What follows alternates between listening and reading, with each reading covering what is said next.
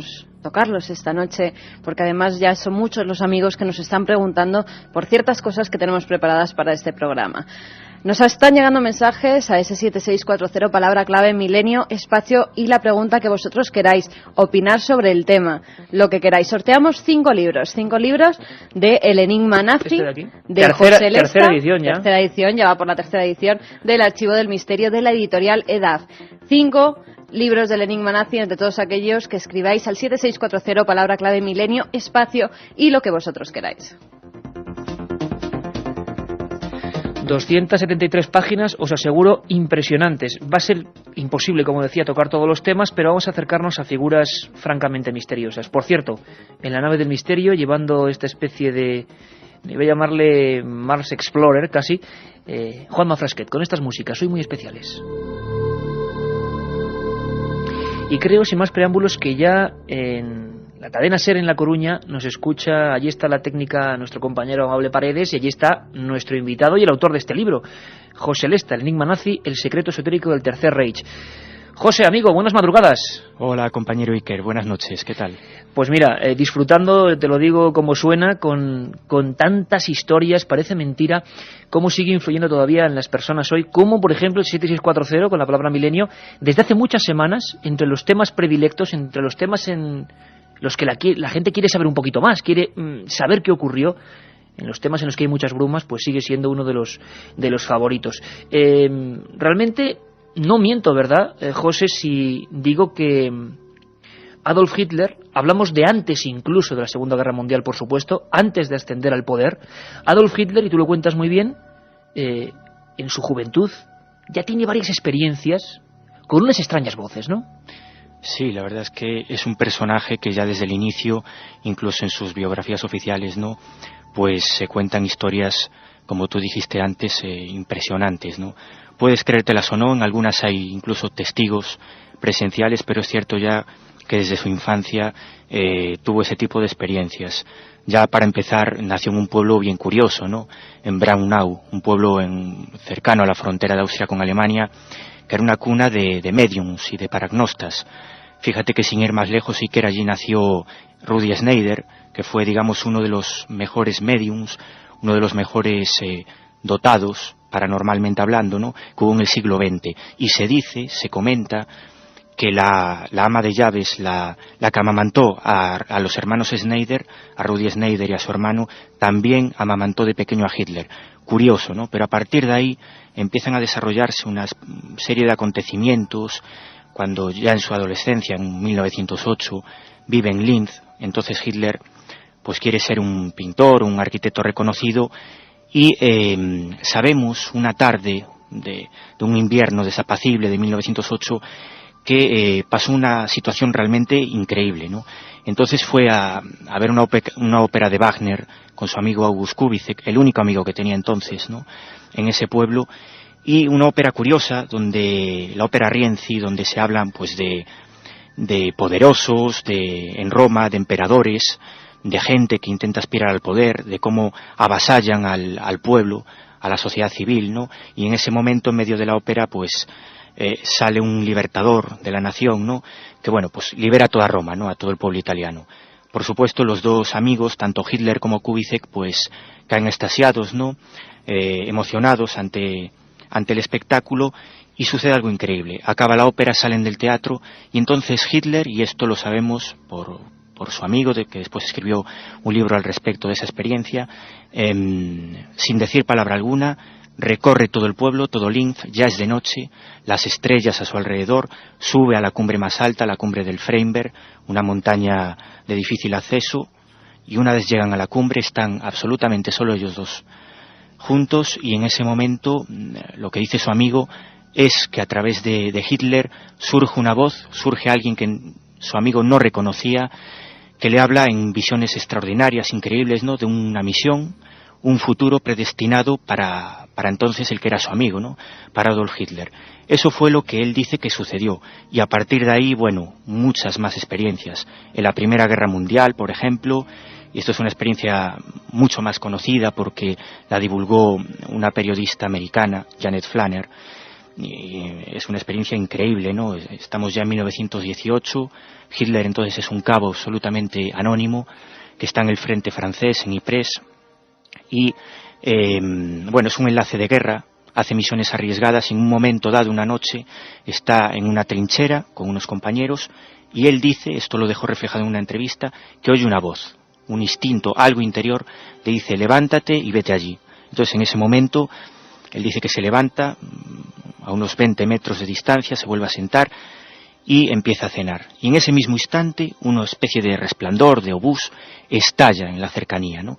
Todos los compañeros que estaban cerca de él anteriormente, antes de que oyera esa voz, habían muerto. Él se había salvado.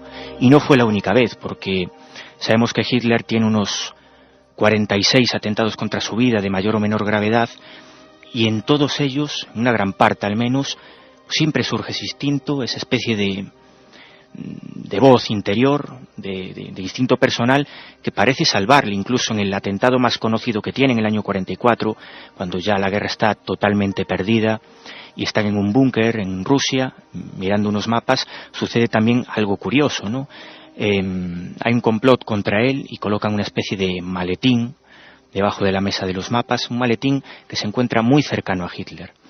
Bueno, en ese momento, un maletín con bombas, con explosivos, evidentemente. En ese momento Hitler está teórica y prácticamente muerto. Es un maletín que está a unos 3 metros de distancia de él y es imposible que salga ileso de allí. Sin embargo, ocurre lo inesperado. Un coronel, un ayudante de él, en ese momento están unas 23 personas en el recinto, choca, tropieza con el maletín. Entonces, ¿qué pasa?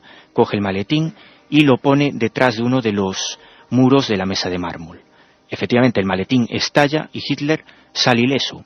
No exactamente ileso, sale herido con una parálisis parcial y con unas magulladuras. Hay que pensar que mueren bastantes de las personas que están allí. Sin embargo, él sale vivo, ¿no? Y como te digo, Iker, podíamos contar así casi hasta el infinito, un montón de situaciones, y no solo a Hitler, también el bando aliado, a Winston Churchill, en la que estos personajes pues se vieron salvados de alguna manera por la suerte, por la baraca, como tú decías, la baraca, por esa voz interior. Esa voz extraña, voces como estas, en las que vamos a penetrar, vamos a introducirnos todos en esta especie de dimensión quizá menos conocida de Hitler, esas voces que le salvan varias veces, que otros muchos dictadores también han tenido, y que sería bueno reseñar luego, voces misteriosas que la psiquiatría parece que argumenta, voces que hablan dentro de la cabeza, voces que nos van a dar paso a nuestro compañero Carlos Barroso para empezar esta primera recta sobre Hitler.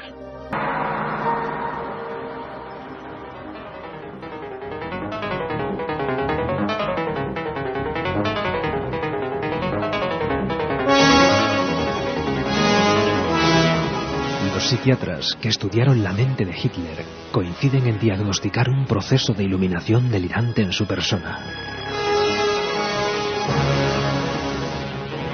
Algo que empezó a gestarse con extrañas voces que resonaban en su cerebro, llenándolo de enigmáticos mensajes y dando misteriosas órdenes. Milenio 3, con Iker Jiménez, en la cadena SER.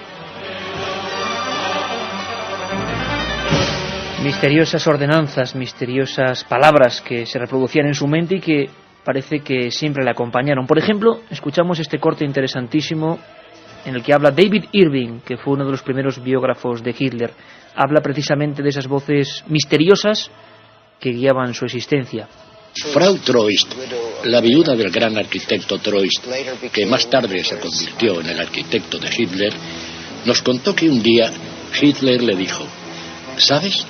He escapado a la muerte muchas veces, pero fue porque una voz me advirtió y yo le hice caso.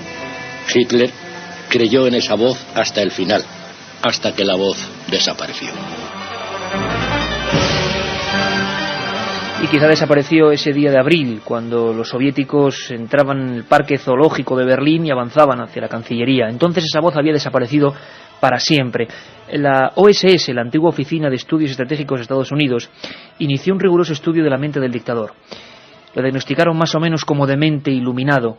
Él creía, según este estudio, Hitler creía que su vida era una especie de encadenamiento de milagros, de suerte milagrosa. Algún día hablaremos, por ejemplo, de Franco en la guerra se hablaba y había estudios muy concretos de esa supuesta baraca, es decir, de esa supuesta suerte absolutamente fuera de la estadística que le protegió durante un tiempo, sobre todo en los campos de batalla.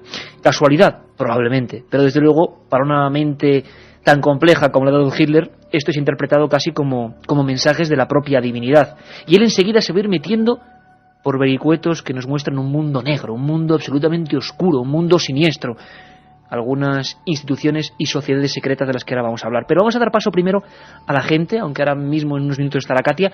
Ya está el 7640, pero caliente con este tema. Sabíamos que va a dar polémica, ¿no? Son muchísimas las preguntas que hay en torno a esta figura que siempre nos ha llamado la atención. Y si me permites, Carmen, ante cualquier polémica, como siempre este equipo simplemente expone los hechos. Nosotros, por supuesto, aquí están los datos, pero imaginemos que hay temas que llegan mucho a la gente, que a algunos le pueden indignar más, que a otros pueden incluso ser favorables, como también estamos viendo a este tipo de cosas. Bueno, allá cada uno, ¿no? Nosotros dejamos ahí bien clara la información.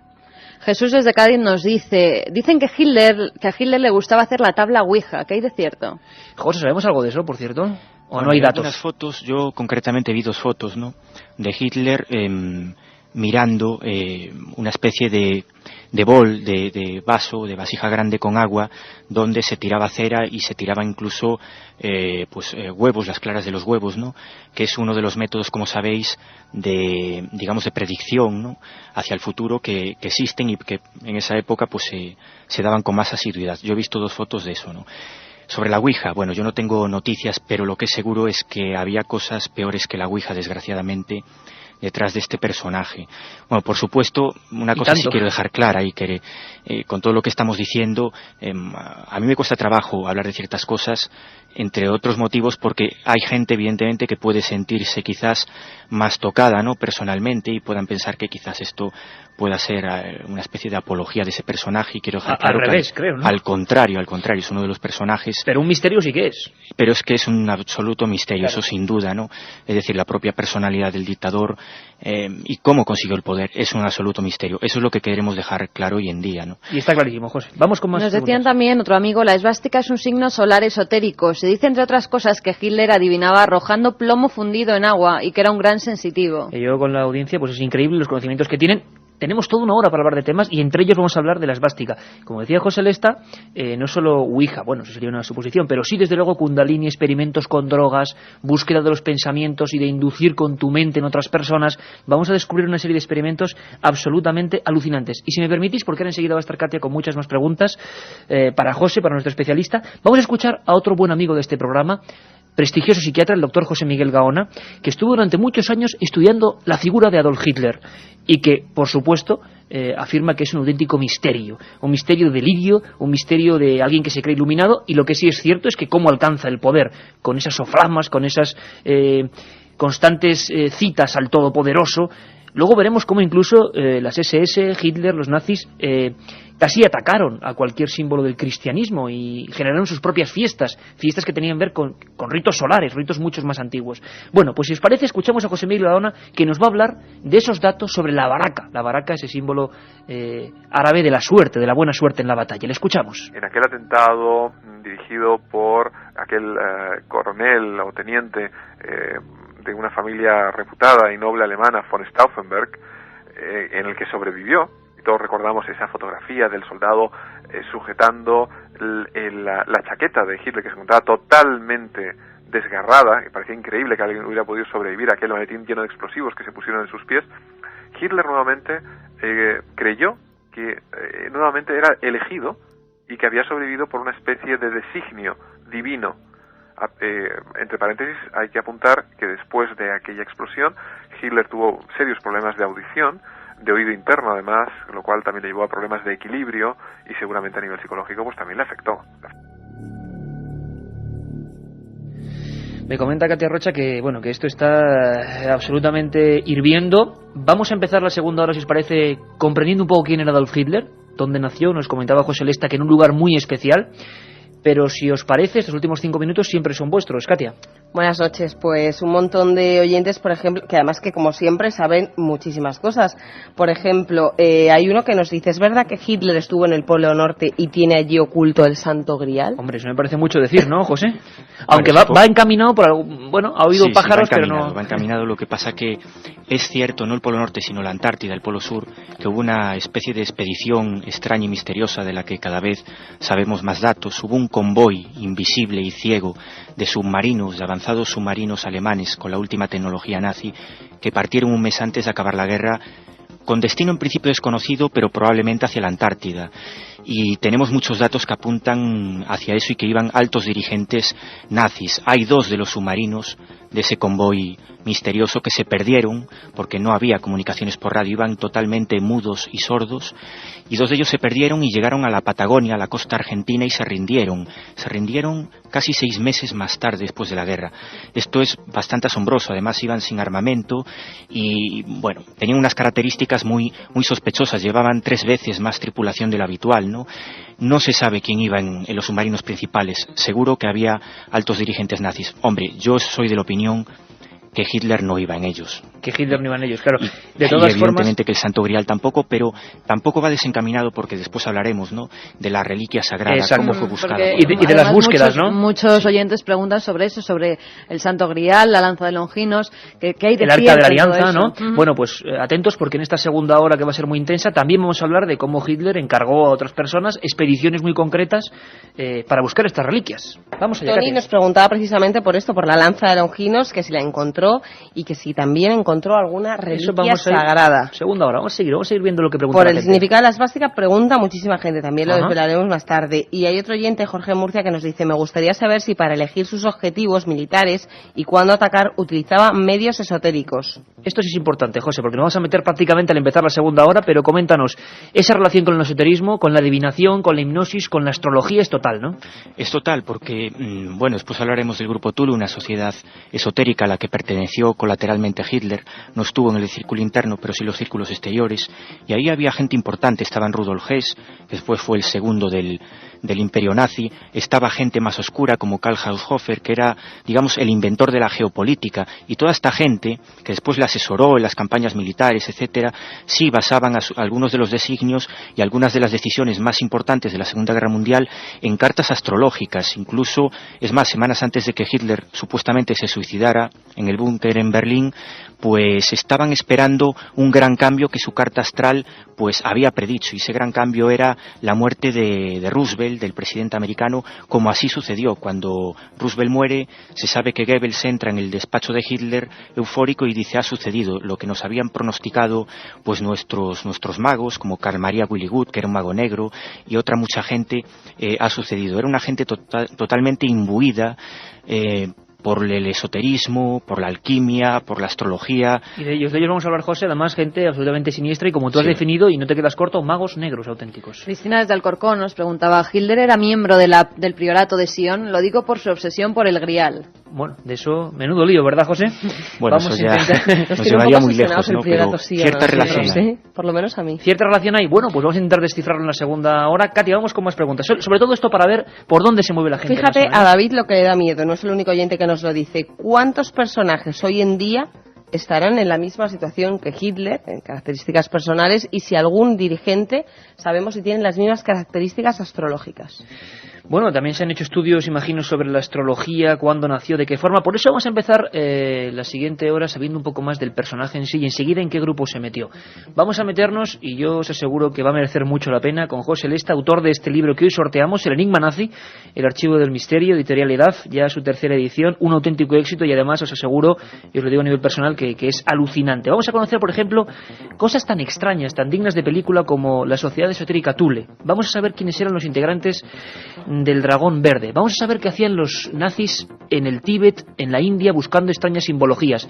Vamos a saber de sus expediciones. Vamos a intentar saber de esos experimentos mentales inducidos con drogas. Todo eso aquí en Milenio 3. Los enigmas de Hitler, primera parte. Haremos una segunda cuando el destino lo diga, porque hay mucha tela que cortar y vosotros estáis aquí para preguntar, por supuesto, y para saber más con nosotros.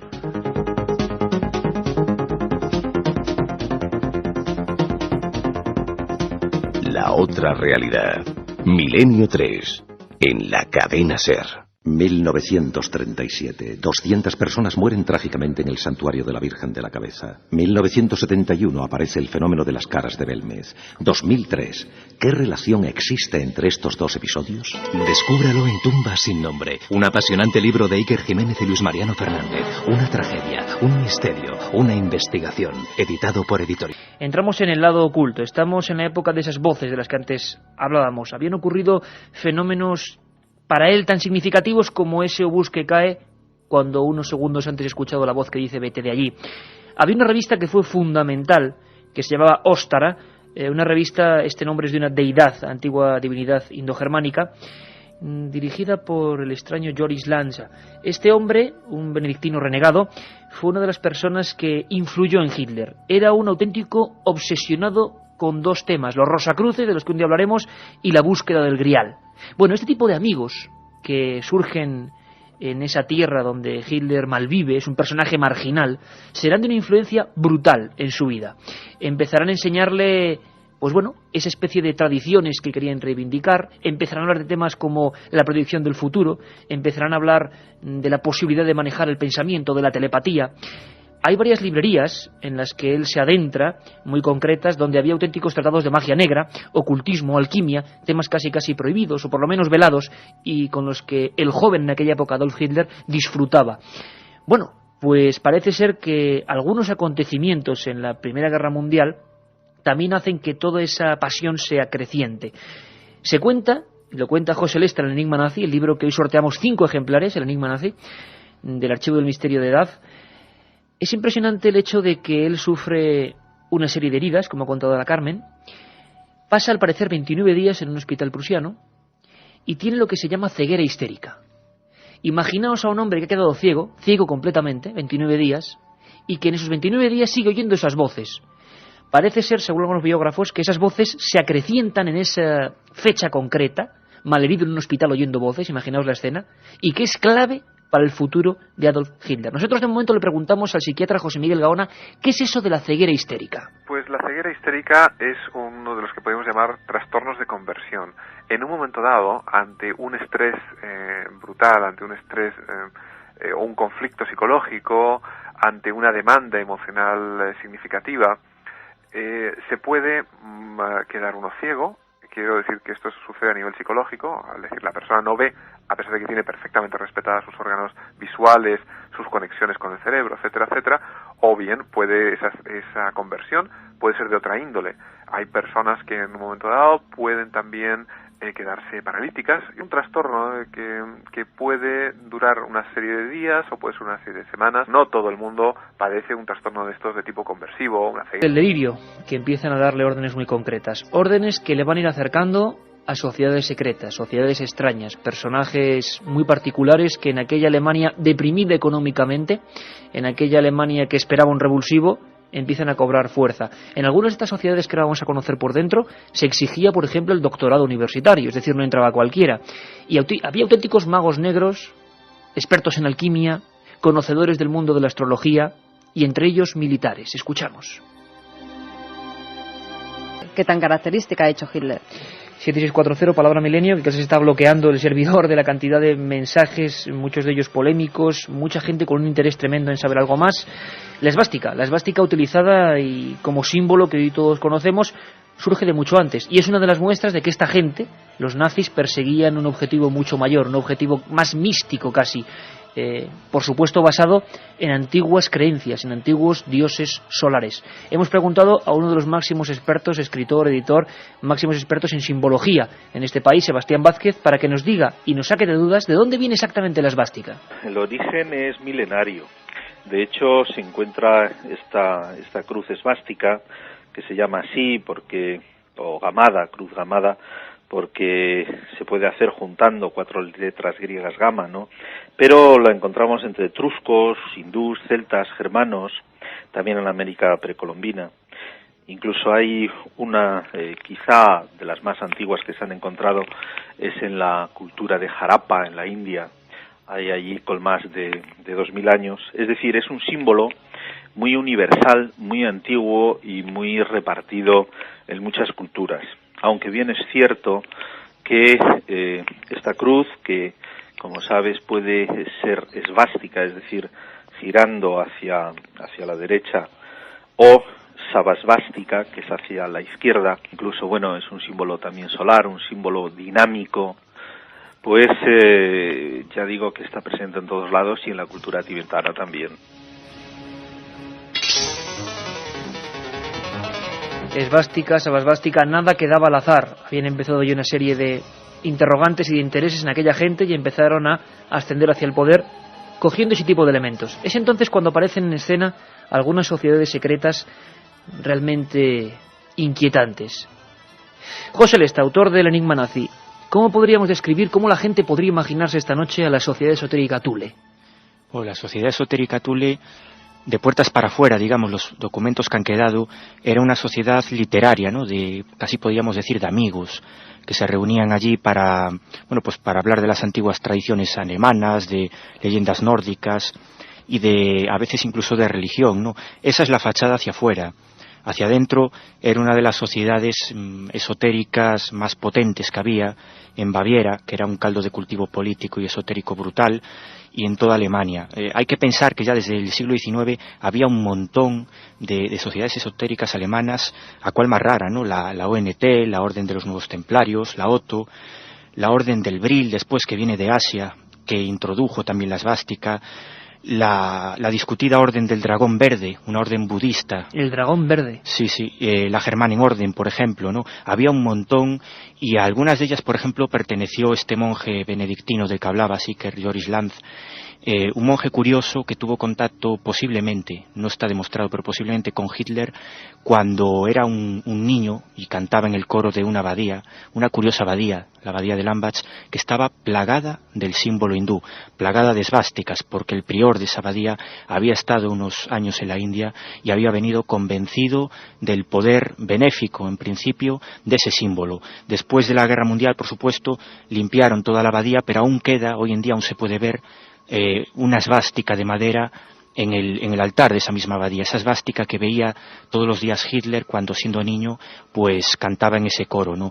Y a partir de ahí, pues comienzan muchas relaciones. Lanz funda un grupo, como tú decías, de caballeros o de nuevos caballeros de la Orden del Temple, y que da lugar poco a poco a sociedades que acaban dando lugar a la Thule. La Thule, por dentro, como te digo, era una sociedad netamente esotérica, con rituales propios de una sociedad paramasónica, algunos muy curiosos. Se sabe que se usaba la meditación y otras muchas cosas, ¿no? Porque, como en toda sociedad esotérica potente, había círculos distintos. Había un círculo externo, un círculo, digamos, más suave, y había un círculo interno totalmente esotérico, hasta el punto de que probablemente la mayor parte eran lo que se puede llamar hoy en día magos negros, ¿no? En el círculo externo, curiosamente, entró Hitler un día de 1922 y lo introdujo no un personaje cualquiera, sino entonces el que era probablemente el líder de esa sociedad, o el personaje más influyente. Hablamos de Dietrich Eckart, un personaje también curioso, con una vida, un dramaturgo que estuvo en un psiquiátrico también, pero que se hizo famoso, entre comillas, pues escribiendo tanto obras de teatro como obras literarias, novelas, ¿no? Fue el pasaporte de Hitler para las clases más altas. La persona que, digamos, el Cicerone en todo ese mundo extraño, ¿no? Efectivamente. En todo ese mundo.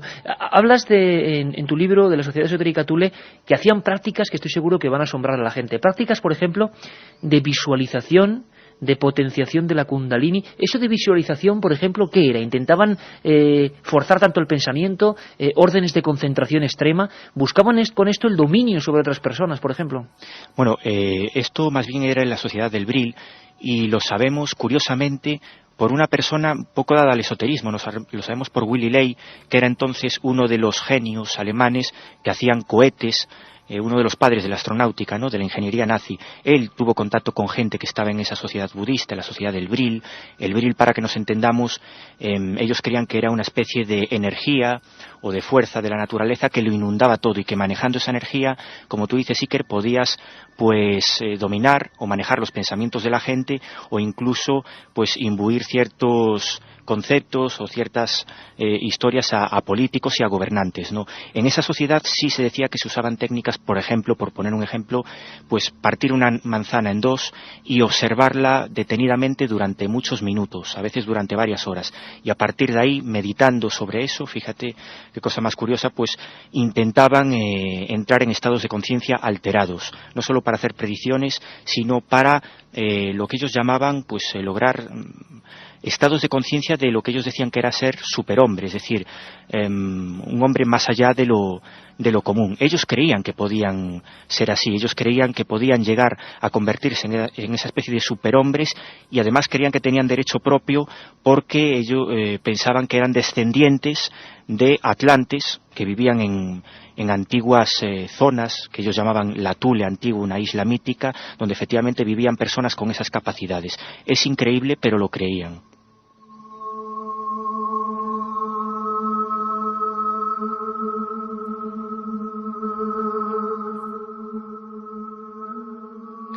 Y tanto lo creían que personajes de auténtica influencia, lugartenientes auténticos de Hitler como Rudolf Hess, él mismo dijo que era creyente absoluto en técnicas como la magnetoterapia, la acción de los imanes sobre el cuerpo y los estados mentales, por supuesto el horóscopo, la influencia del pensamiento y la hipnosis sobre la voluntad de una persona, y todo eso intentaba transformarse, aprenderse en esa especie de escuelas del pensamiento. La hipnosis era algo absolutamente contrastado y que se ponía en movimiento en aquella especie de impresionantes mítines, impresionantes arengas donde la gente, en una especie de estado hipnótico, como decimos, llegaba a un estado casi de éxtasis. Los psiquiatras han estudiado ese fenómeno en sí en la masa. Escuchamos al psiquiatra José Miguel Gaona. Estamos ante un movimiento, el nazismo, que tenía un caudal que lo alimentaba, que no era político en el sentido más estricto de la palabra, sino tenía un gran grado místico, sin lugar a duda. Y Hitler era su adalid. Era su adalid hasta el punto que llevó a la tumba a millones de personas, y muchos murieron, desde luego, a ciegas por él. Es decir, su capacidad de hipnosis era tan brutal que era un experto, un mago en transmitírselo a todo el pueblo alemán, y no solamente al pueblo alemán. Al día de hoy todavía existen muchísimos seguidores nazis que bueno, vibran décadas después con los discursos de Hitler. Stalin admiraba la forma como Hitler controlaba, manipulaba y llevaba, y era elegido líder del pueblo alemán. Stalin, una vez que acabó la Segunda Guerra Mundial, tuvo un pequeño museo con muchísimas prendas de Hitler, con objetos personales que el mismo Stalin realmente mitificaba. La otra realidad. Milenio 3. En la SER. El 19 de agosto del año 34, Hitler, con esa especie de campaña hipnótica, de fervor patriótico y de búsqueda de las antiguas esencias germánicas, alcanza el 92% del voto en las urnas, y a partir de ahí empieza su particular escabechina. Lo primero que hizo fue prohibir, por ejemplo, el matrimonio entre judíos y arios, y empezó a designar a esos grupos étnicos minoritarios para él en auténticos guetos. Rescató, según la historiadora Miranda Twist, el signo, casi con la época medieval, que se les ponía en el brazo como identificativo. Y al mismo tiempo, con los años, con el poder, con la creencia total en ser un ser superior, empiezan los famosos gaseamientos con el célebre, tristemente, Ciclón B y aquellas duchas con desagüe falso. En ese momento algunos historiadores aseguran que Hitler se creía evidentemente sobrehumano, y se hacían esas prácticas constantemente. Prácticas que en el 7640 nos siguen preguntando por ellas, ¿no, Carmen? Pues sí, que nos siguen preguntando mucha gente. Por ejemplo, David La Cuesta de Santa Coloma de Gramenet. Se dice que científicos nazis experimentaron con judíos para encontrar la vida eterna. ¿Qué hay de cierto en eso? Y preguntan muchos por la Kundalini, por ejemplo, por lo que veo ahí, ¿no? Borja, por ejemplo, nos dice, ¿qué es eso que has dicho, Iker, sobre la Kundalini? La Kundalini. Vamos a preguntárselo, esa especie como de tradiciones que venían en realidad de Oriente. Es muy curioso y lo estáis viendo. Luego escucharemos a José Lesta, porque muchos nazis, muchas personas vinculadas fuertemente a estos grupos esotéricos, iban a diversos viajes, extraían información, extraían conocimiento y lo intentaban adaptar a la vieja Europa. La Kundalini es algo que mejor que nos lo explique Sebastián Vázquez. Lo vamos a entender muy gráficamente, algo que viene de Oriente y que los nazis perseguían para potenciarla. Le escuchamos. Digamos que es una especie de energía espiritual que ubican en la parte baja de la columna, en lo que se llama el Muladhara Chakra. Allí se dice que es como una serpiente enrollada 3 veces y media. Entonces, a través de las prácticas y de los ejercicios del yoga tántrico, esa serpiente, esa fuerza va ascendiendo a través de los canales, el canal Sushumna de la columna vertebral, hasta que llega al cerebro, y allí se produce una explosión. Al subir al cerebro estalla en lo que llaman el loto de 1000 pétalos.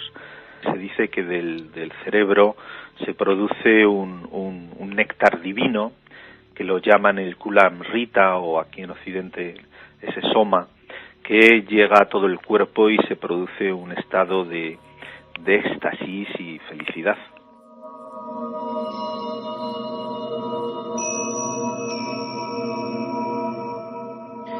Cuando son las 2:26 y Juanma Frasqueta en la nave del misterio nos pone estas sintonías, uno evidentemente se imagina una serie, ¿no lo imagináis vosotros?, de grupos esotéricos de este tipo, de estos propagadores de la raza aria, experimentando a este nivel, trayendo informaciones, como digo, por ejemplo, de los viejos lamas del Tíbet. Sin embargo, muchos experimentos salían mal, empezaron a ayudarse de las drogas, muchos experimentos iban por el lado oscuro. Porque en todas estas vertientes esotéricas, los expertos lo saben, hay 2 líneas muy bien definidas. La que busca los hechos positivos y desde luego la otra, que parece que interesó más a esta gente. Escuchamos a Sebastián. Tratar de hacer prácticas con la Kundalini es peligroso. Es peligroso porque puede llevar a la demencia, a la locura. Bueno, ya se sabe que el nazismo estuvo muy interesado en todos estos cultos, en todas estas prácticas, pero según parece se separaron de los métodos tradicionales, buscaron atajos. También se dice que utilizaron el tantrismo negro, y eso produce, y esto ya está muy estudiado, ¿no?, sobre todo en los textos hindús y tibetanos, que esas prácticas no bien guiadas o buscadas hacia fines oscuros provocan demencia, locura, provocan además el despertar de los instintos más depravados y oscuros. Ese control, esa historia, esa especie de manipulación mental que buscaban nos lleva a grupos ya que representan, pues creo que lo más negro, lo más extraño de esta historia, y que explica perfectamente José Lesta. Anerbe, el círculo del anticristo, personajes como Himmler, ni más ni menos, convencidos de que sus guerreros, como decíamos antes, eran auténticos templarios, convencidos de la fuerza de lo extraño. ¿Se supo mucho o poco de este círculo del anticristo, José Lesta? Fueron los que realmente empezaron las famosas expediciones, ¿no?, que interesa mucho en esta audiencia. ¿Expediciones en busca de qué? De arqueología muy especial, ¿verdad, José? Sí, la verdad es que todas estas sociedades, es curioso, cuando los nazis llegan al poder anulan a todas las sociedades secretas y esotéricas, ¿no? La francmasonería y la masonería desde el principio, pero incluso a la propia Thule. De hecho, gran parte de la sociedad secreta Thule forman un grupo estatal y pagado por el Estado que se llama, como tú dices, la Anenerbe.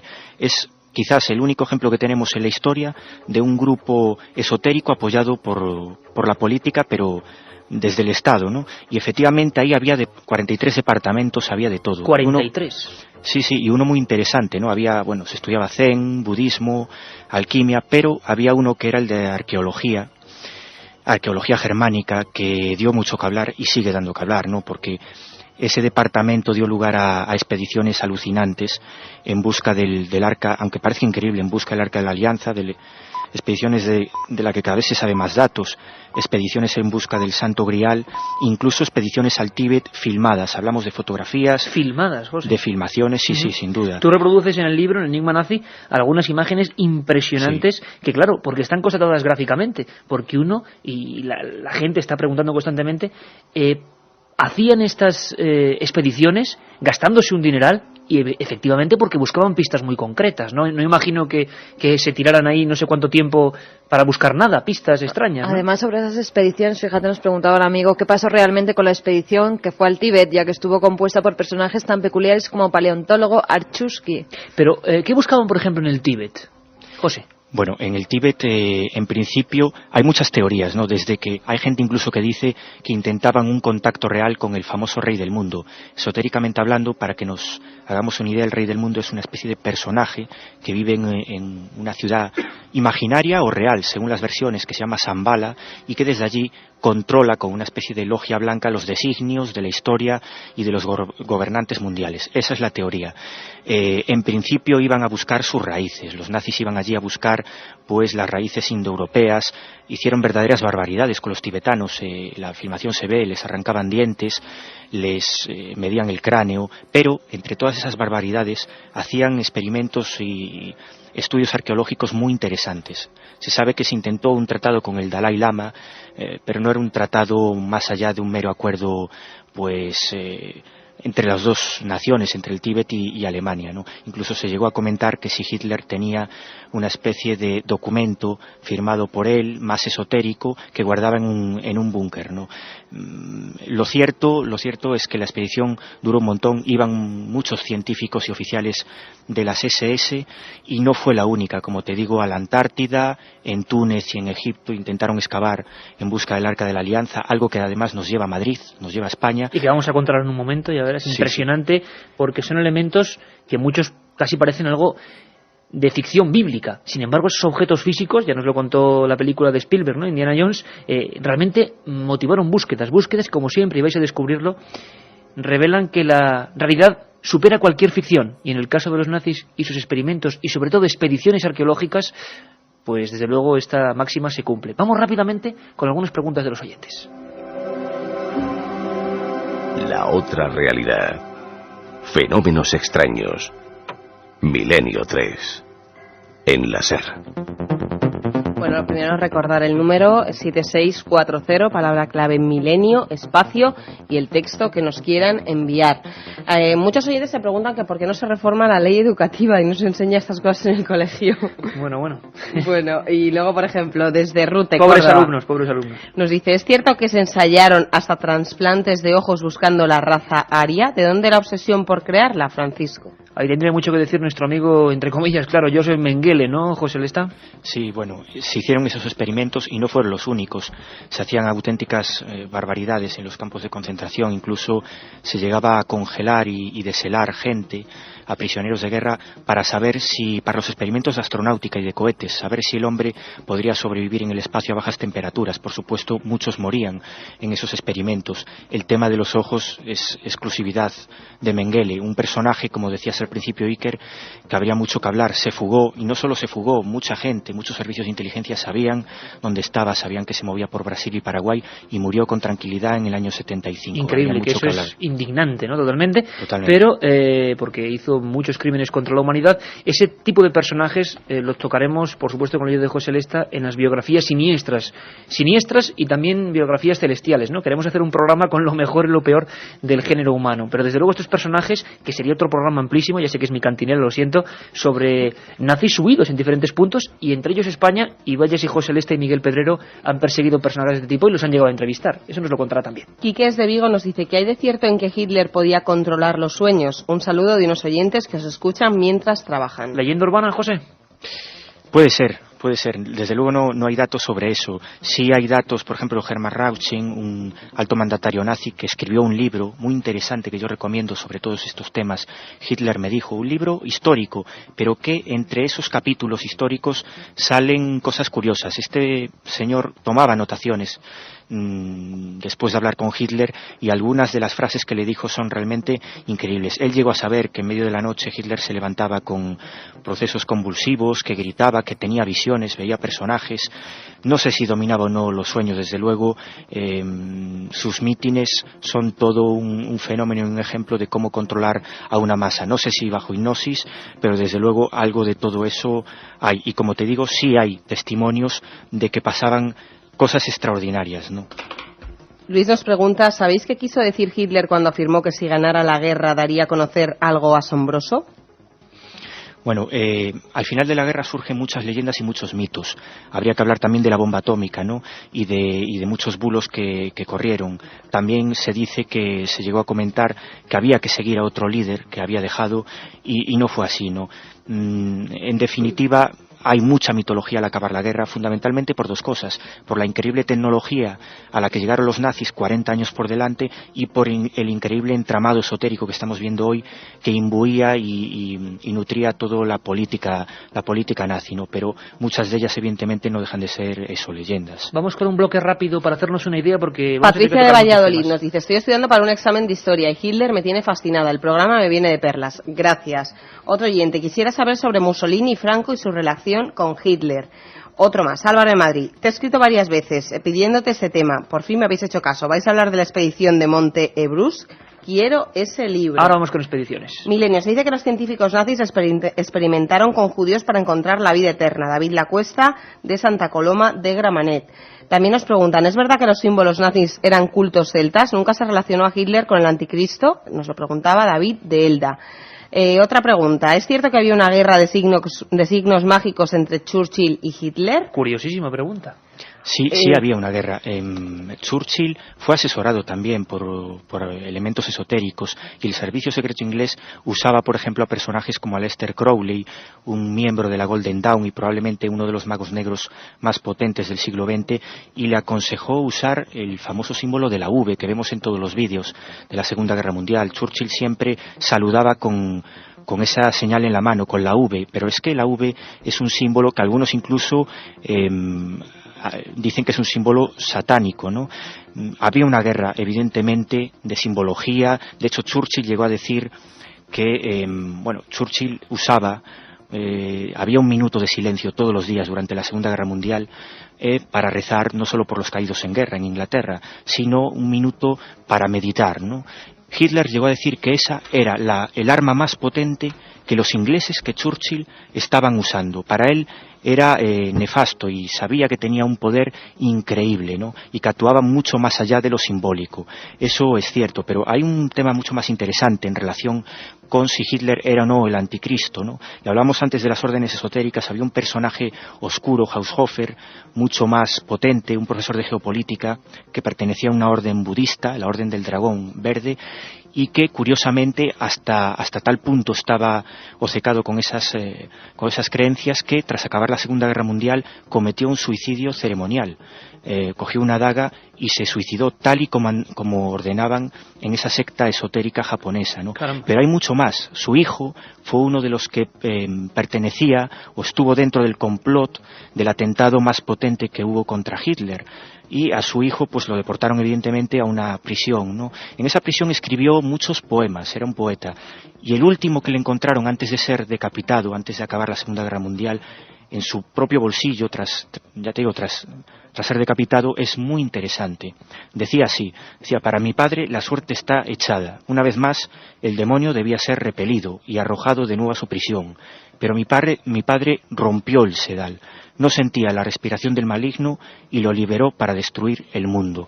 Ahí hay una relación muy clara entre Hitler y mucha gente metida en movimientos esotéricos que creían realmente que era una encarnación del mal, pero mucho más allá, que era el anticristo en persona, ¿no? Y bueno, sobre esto habría mucho que hablar, porque había una auténtica guerra secreta entre el grupo Thule, un grupo negro, y grupos blancos. En Alemania había grupos esotéricos. O sea, magia blanca contra magia negra. Se puede decir así, digamos que había grupos esotéricos positivos, por entendernos, ¿no? Auténticos círculos blancos, por ejemplo.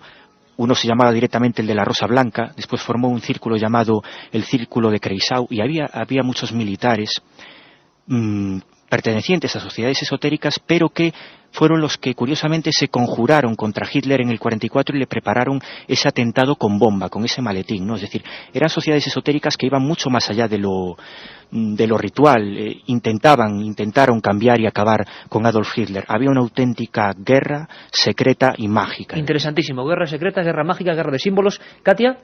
Pues es que como estoy alucinada escuchando a José Lesta, vamos a regalar 5 libros que muchos oyentes dicen que ha sido regalo de estas Navidades. El Enigma Nazi, editado por EDAP, dentro de la colección El Archivo del Misterio y escrito por nuestro colaborador José. Pues sí que vamos a hablar de la calavera de cristal más extraña que se ha encontrado. En 1927, el explorador inglés Friedrich Mitchell Hedge se encontraba realizando unas excavaciones en las ruinas mayas de Lubantún, en Belice, cuando encontró un extraño objeto. Se trataba de una calavera de cristal de 12,7 centímetros de altura y 5 kilos de peso. Además, poseía una mandíbula articulada. Está realizada en cristal de cuarzo, el cual tiene una extraordinaria dureza, 7/10 en la escala de Mohs, por lo que solo pudo ser tallada con un diamante, pero en toda su superficie no se ha hallado ni un arañazo, ni señal de ninguna herramienta. Según Hedge, después de su descubrimiento acaecieron varios fenómenos extraños. Los 300 indianos que trabajaban en las excavaciones se arrodillaron ante el objeto, ya que tomaron la figura como la representación del dios de sus antepasados. Frank Dorland, restaurador de arte, tuvo 6 años en su poder este objeto y afirmó que había escuchado sonidos agudos que provenían de esta esfera de cristal, parecidos a campanilleos que salían del objeto. En otras ocasiones, dentro del cráneo aparecieron luces e imágenes de cráneos, montañas y otros objetos. En los años 70, la compañía estadounidense Hewlett-Packard la sometió a varios análisis y sus conclusiones fueron desconcertantes. Para fabricar el cráneo habrían sido necesarios 300 años de trabajos manuales con las herramientas de las que disponían los mayas. Además, estaba tallada en contra del eje natural de cristal y no tenía rastro de herramienta metálica. Según los expertos, la calavera puede datar del 1300 de nuestra era.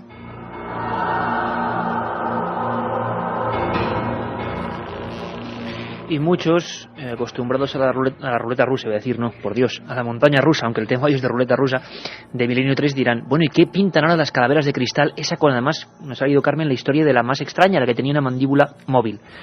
Pues tiene que ver y mucho, ¿verdad, José Lesta? Porque los nazis, vamos a hablar, por ejemplo, porque queremos hablar del último día de Hitler, pero para todos aquellos que nos preguntan por las expediciones, hubo una expedición en busca de estas calaveras de cristal, ¿no es cierto? Sí, una expedición en el año 38 en busca de lo que ellos llamaban las calaveras de la diosa de la muerte, ¿no?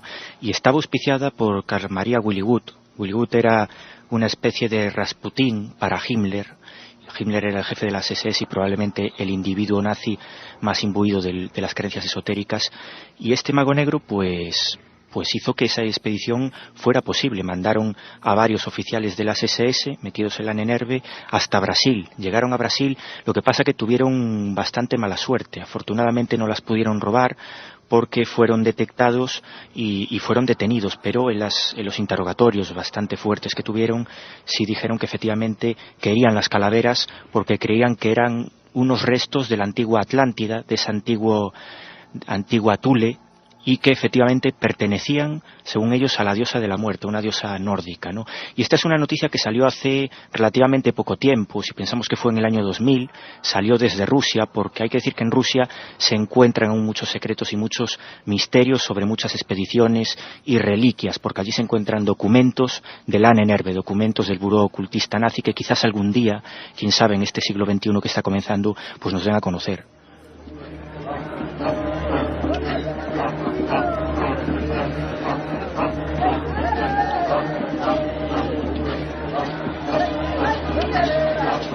Y tanto que en la URSS, la antigua URSS, se esconden muchos enigmas. La KGB ha empezado a desempolvar muchos de estos datos.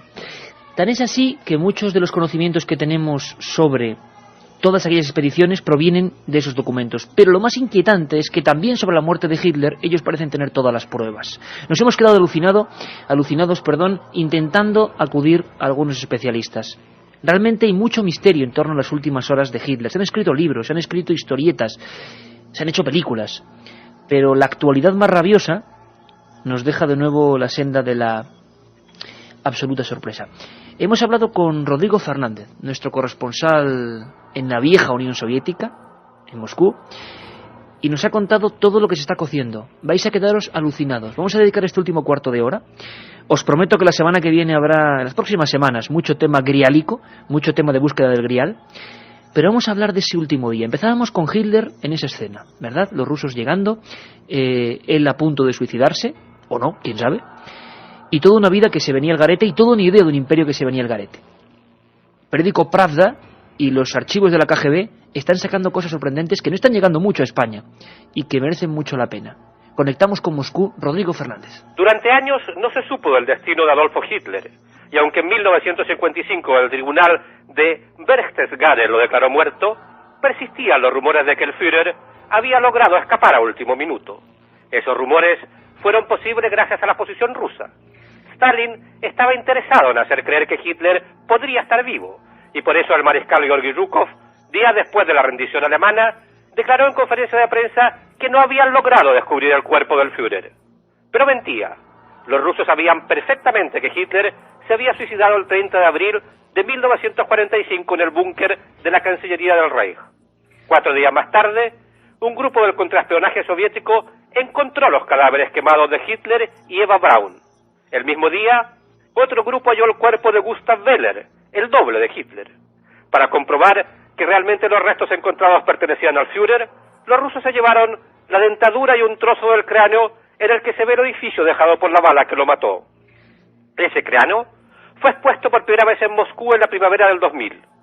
El 3 de junio de 1945, los restos de Hitler, Braun, del general Hans Krebs y de Joseph Goebbels, su esposa y sus 6 hijos, fueron enterrados en un bosque, cerca de la ciudad alemana de Rathenow.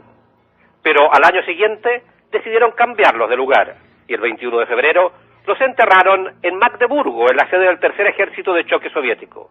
Allí permanecieron durante largos 24 años, hasta que Yuri Andropov, jefe del KGB, propuso exhumarlos y hacer desaparecer todos los restos, ya que pensaban entregar el edificio a los alemanes y temían que estos pudieran descubrir los cadáveres.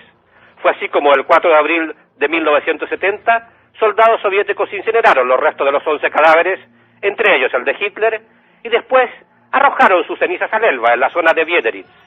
Hoy, del Führer solo quedan el trozo del cráneo, que se guarda en los archivos estatales de Rusia, y la dentadura, en los archivos de los servicios secretos.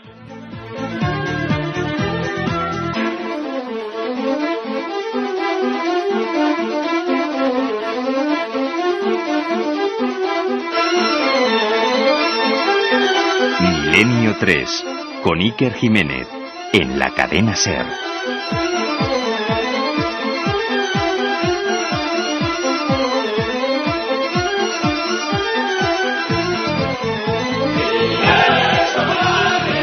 Los cánticos rusos que se apoderaban de Berlín, un momento mágico y absolutamente crucial para la historia de la humanidad tal y como la conocemos. Esos momentos en los que Hitler ponía fin a sus días y, como decíamos, ese Tercer Reich se había convertido en 200 metros cuadrados de escombros. Ahí avanzaban los rusos y empezaba un enigma. Escuchad muy atentamente, ni más ni menos que Anatoly Provolenko, director de los archivos de la KGB. Nos va a hablar de un tema que es digno de la ficción. Director de archivos de la antigua KGB, los dobles de Adolf Hitler. Cuando digo dobles, hay que tener en cuenta también que el número de esas personas era muy limitado. No le puedo decir la cifra exacta, pero había muy pocos. La razón era, por supuesto, que se trataba de un secreto conocido por muy poca gente. Aquellos dobles eran suplantadores, que presenciaban los desfiles o aparecían en actos en su lugar. Hay motivos para creer que existían estos dobles, porque al parecer en alguna ocasión Hitler estuvo en 2 lugares diferentes al mismo tiempo.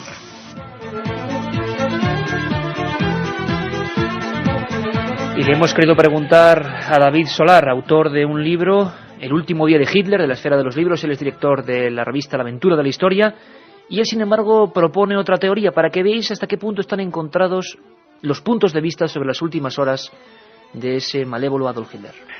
No es la primera vez que algún dictador utiliza un doble, pero yo no sé si esto ocurre en el caso de Hitler, y desde luego lo que no tengo es cita de ningún documento serio, de ningún historiador serio, en que hable de ubicuidad, por ejemplo, porque claro, si tenemos al doble de Hitler e imaginemos en Rastenburg, pues el verdadero estaría en Berlín, y es muy posible que en algún momento diga, caramba, ¿cómo es posible que haya 2, no?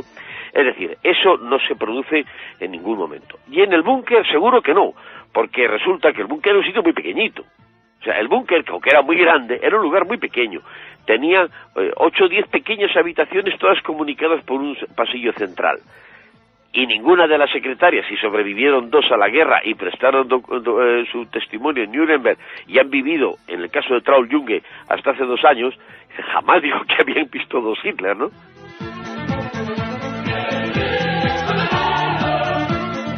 pero el misterio lo tienen los rusos, desde luego, con sus documentos, con sus historias. Escuchar ahora a Vasily Orlowski, mayor de una de las fuerzas que entró en aquel búnker, en aquella cancillería, uno de los hombres que dice hoy, y el escándalo ha sido tremendo a través de Pravda, que no se quemaron los cuerpos de Adolf Hitler, que realmente los cuerpos enteros fueron enterrados, desenterrados, una historia delirante que tira por tierra todo lo que creíamos que era verdad, que se habían incinerado y, como decía Rodrigo Fernández desde Moscú, echado las cenizas al agua. Le escuchamos. A comienzos de junio de 1945, todos los cuerpos, incluidas las cajas con los restos de Hitler y Eva Braun, los Goebbels y el general Krebs, fueron enterrados en algún lugar de Buch. Cuando nuestra sección de la SMER se trasladó, nos llevamos los cuerpos con nosotros. ¿Cuántas veces fueron enterrados? Bastantes veces. ¿Cuántas? ¿5, 8, 10 veces? No, solo sé que les volvieron a enterrar por lo menos 2 veces. ¿Y esos entierros eran siempre de noche? Sí, por la noche. Es decir, que ocurrió 3 veces. Sí, tal y como yo lo recuerdo, fueron 3 veces. ¿Ustedes les enterraban, les sacaban, les volvían a enterrar? ¿Era eso lo que hacían? Sí. ¿Está usted contando esta historia por primera vez en su vida? Nunca le conté esto a nadie, a nadie. Esta es la verdad absoluta. Es la primera vez que hablo de ello.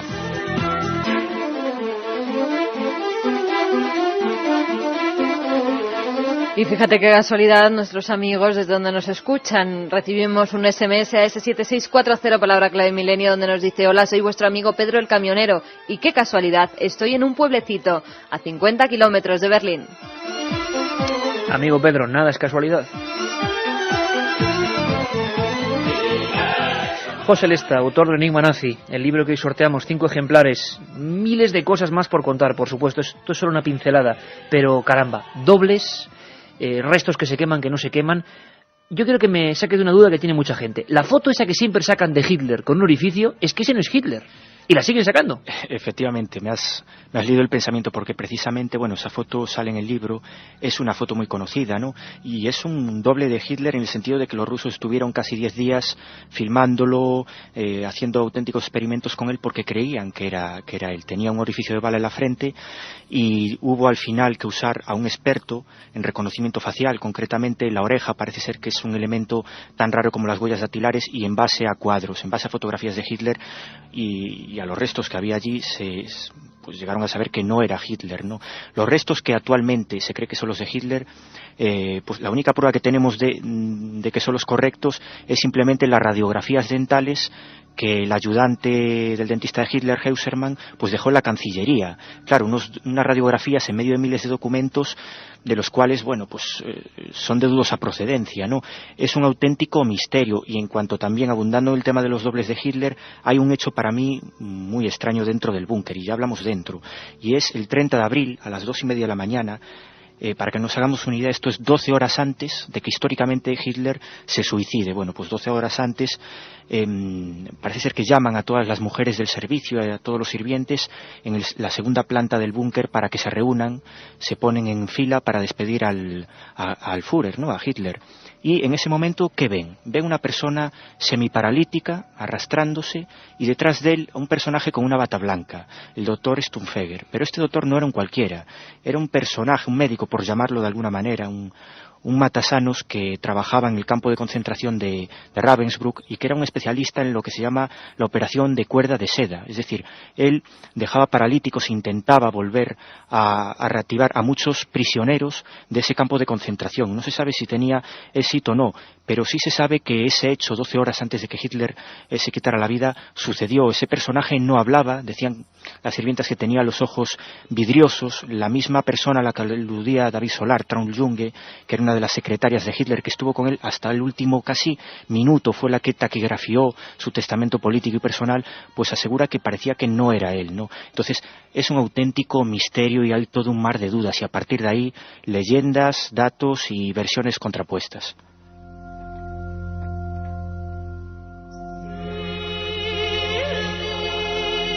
Otros autores hablan de 4 dobles de Hitler, algunos de ellos utilizados en las Olimpiadas de Múnich 36. Muchas sorpresas en torno a este último día, muchos documentos que están saliendo a la luz. Algunos de ellos ahondaremos, por ejemplo, sobre la descendencia, sobre si Eva Braun, la amante, bueno, que se casó al final, en la última hora, una boda que tuvo que ser dramática ahí en el búnker, si tenía hijos, no tenía hijos, si tuvo hijos antes. Hay toda una serie de teorías fascinantes para que os hagáis una idea de cómo desde el nacimiento y la, digamos, inmersión en la cultura esotérica hasta la misma muerte, el mismo día de la muerte, pues sigue siendo un misterio. No va a dar tiempo para mucho más, prácticamente para dar los ganadores, pero para que veáis el nivel de contradicciones que hay. ¿Cómo es posible que la versión oficial diga que se tiraron las cenizas al agua, calcinadas totalmente, y que en Moscú se expusiese en el 55 aniversario del final de la guerra un trozo de cráneo de Adolf Hitler? Hay algo falla. Rápidamente, Katia, porque no va a dar tiempo para más. Sabíamos que el tema de los nazis y del esoterismo y del misterio, y nos quedan muchísimas cosas, platillos volantes, secreto atómico, todas esas cosas que están en este libro. Cuéntanos, Katia, 5 ganadores. Ganador, el primero, Jorge desde París, nos dice: Hitler, esvástica, loco, desde luego esto es mejor que ir a la universidad. No opino porque prefiero saber más, me compro el libro y ya os cuento. Bueno, pues ya sabe que se lo vamos a enviar. Pues ya no se lo compro, porque le ha tocado. Roberto desde Mallorca nos dice: Hitler vino a España a buscar el Grial. ¿Qué pensó Franco de esto? Otro oyente, Marcos de Covadonga: ¿qué hay del oro nazi? Menudo tema.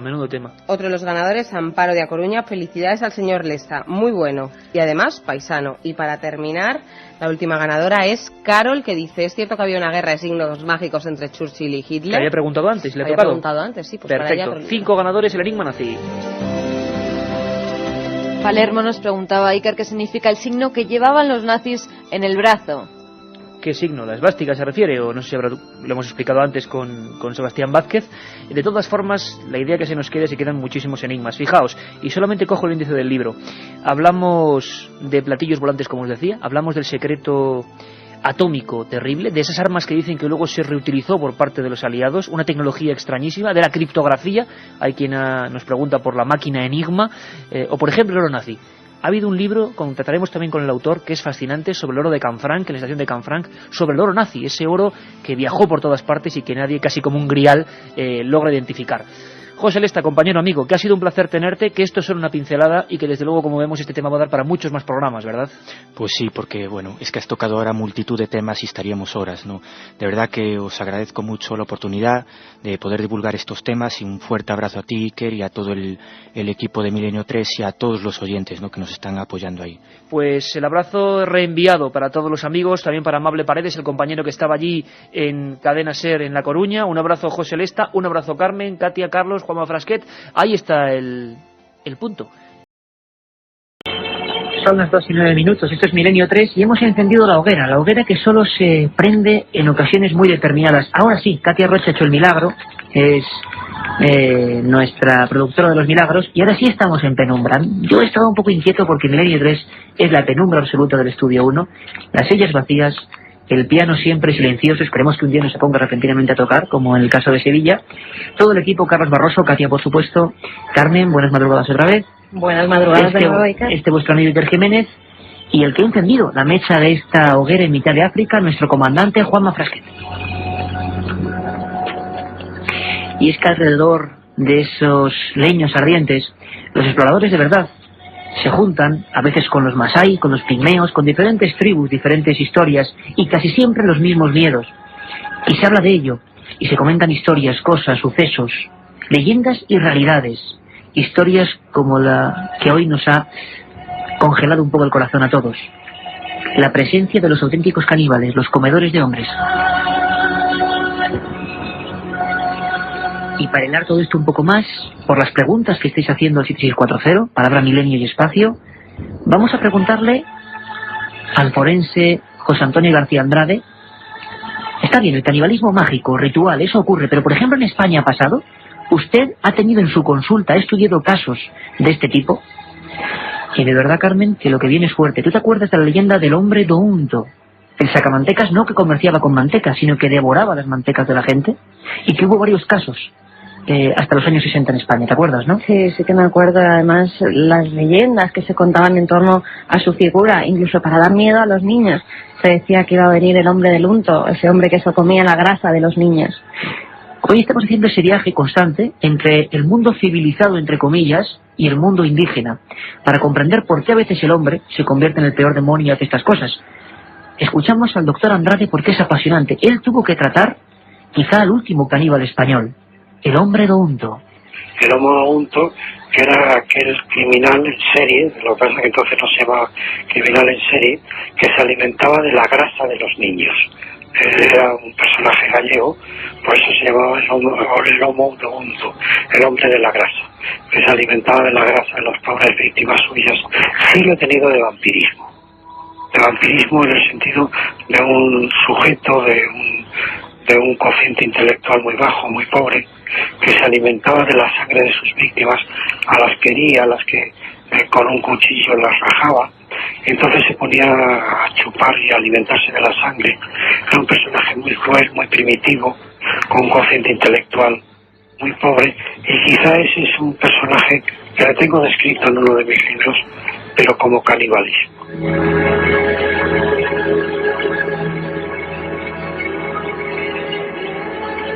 El caso científico del último caníbal español, estudiado por el doctor Andrade, aquí en Madrid. Uno de esos casos, al final no fue al garrote vil. Se alimentaba de la sangre de sus semejantes. Tenía el convencimiento, a pesar de su cultura primitiva, de su aspecto casi bestial, de que la sangre le daba vida. En España, 1963.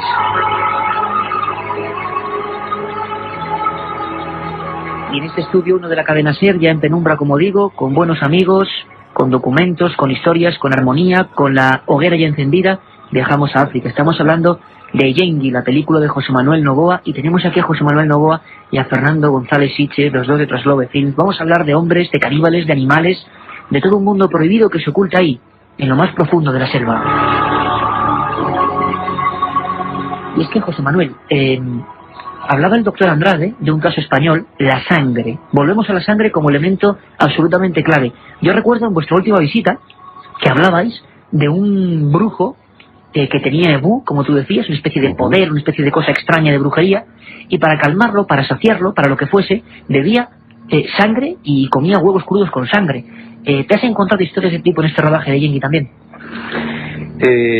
Bueno, en concreto de este tipo no, pero todos los brujos africanos de esta zona, de la zona de África Central, del Golfo de Guinea, bueno, su brujería está íntimamente ligada a la ingestión de carne humana.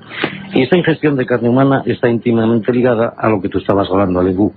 El ebú ellos lo describen como una especie de pólipo que se aloja cerca del estómago. Algo físico que tiene algo dentro. Incluso físico, que tenemos todos, que unos nacen con el ebú despierto y otros tienen que pasar por una ceremonia que se llama Komaganga, que es donde les despiertan el ebú, y en el ebú es donde reside la cualidad de poder hacer magia. Y lo malo es que, claro, este ebú, el ebú en búho, si es ebú bueno sería ebú besú, si es en búho de magia negra, por decirlo así, para entendernos, sería ebú en búho. Este ebú demanda constantemente esta ingestión de sangre, de carne humana y de huevos, ¿no? Esto es según su creencia. Y efectivamente, la última vez que estuvimos aquí hablamos de ese ritual de Ndomba, donde aquel hombre subía absolutamente poseído por el espíritu de sus ancestros hasta ese palo, que medía unos 8 metros, y ahí arriba pues bailaba e imitaba a todos los animales de la selva. Es alucinante las escenas que han grabado, que han captado nuestros amigos, que han vivido precisamente transformaciones de personas un poco en este mundo de la brujería. Fernando, yo incluso recuerdo que casi no nos dio tiempo a comentarlo, y ahora vamos a meternos en ello. Había culturas, etnias, quien fuera, todas de los hombres leopardo, que imitaban a leopardos, que se ponían incluso algún tipo de apliques, y que realmente creían poseer los poderes de esas bestias y atacaban a otros y devoraban hombres, ¿no? Sí, además fue un azote para los primeros colonizadores, que, bueno, se dio origen a bastantes leyendas que además tienen que ver con la criptozoología, y en el fondo eran gente de poblados, gente marginales un poco, que no solamente vivían en un poblado, sino que están un poco en el margen de ciertas poblaciones, y que muchas veces tenían un cabecilla local que lo que hacía era intentar exprimir, digamos, a la gente que pasaba por allí, sacarles todo tipo de regalos y de concesiones. Y si no, les amenazaba con que los hombres del pardo acabarían con ellos, y efectivamente en mitad de la oscuridad de la noche y en mitad de la selva salían estos hombres que tenían unas zarpas que se habían hecho artificialmente y iban vestidos con pieles de leopardo y atacaban a los grupos y mataban a muchos y llevaban a otros. Y me imagino que perfectamente serían, o sea, por cómo actuaban, sobre todo en el Golfo de Guinea, pues sería perfectamente creíble que algunos de ellos se los comieran, en todo o en parte. Incluso, Fernando, sería muy lógico que la descripción de los testigos que fuesen atacados verían una especie de híbrido, ¿no?, monstruoso entre hombre y animal, en mitad de la noche con zarpas. Claro, ellos, los primeros escritos que hay de estas historias hablan de un animal, de un hombre leopardo real. O sea, ellos no veían que fueran, y además quedaban pocos testigos, los testigos que quedaban estaban heridos, estaban hechos polvo. Los hombres leopardos que les atacaban, lo mismo que en otros pueblos hay hombres cocodrilo, hombres hipopótamos, es un tema recurrente dentro de las culturas en África, y los pocos sobrevivientes que quedaban hablaban de auténticos hombres leopardo. No, de hecho, todavía en algunos textos queda un poco la duda de si había algo más detrás, ¿no?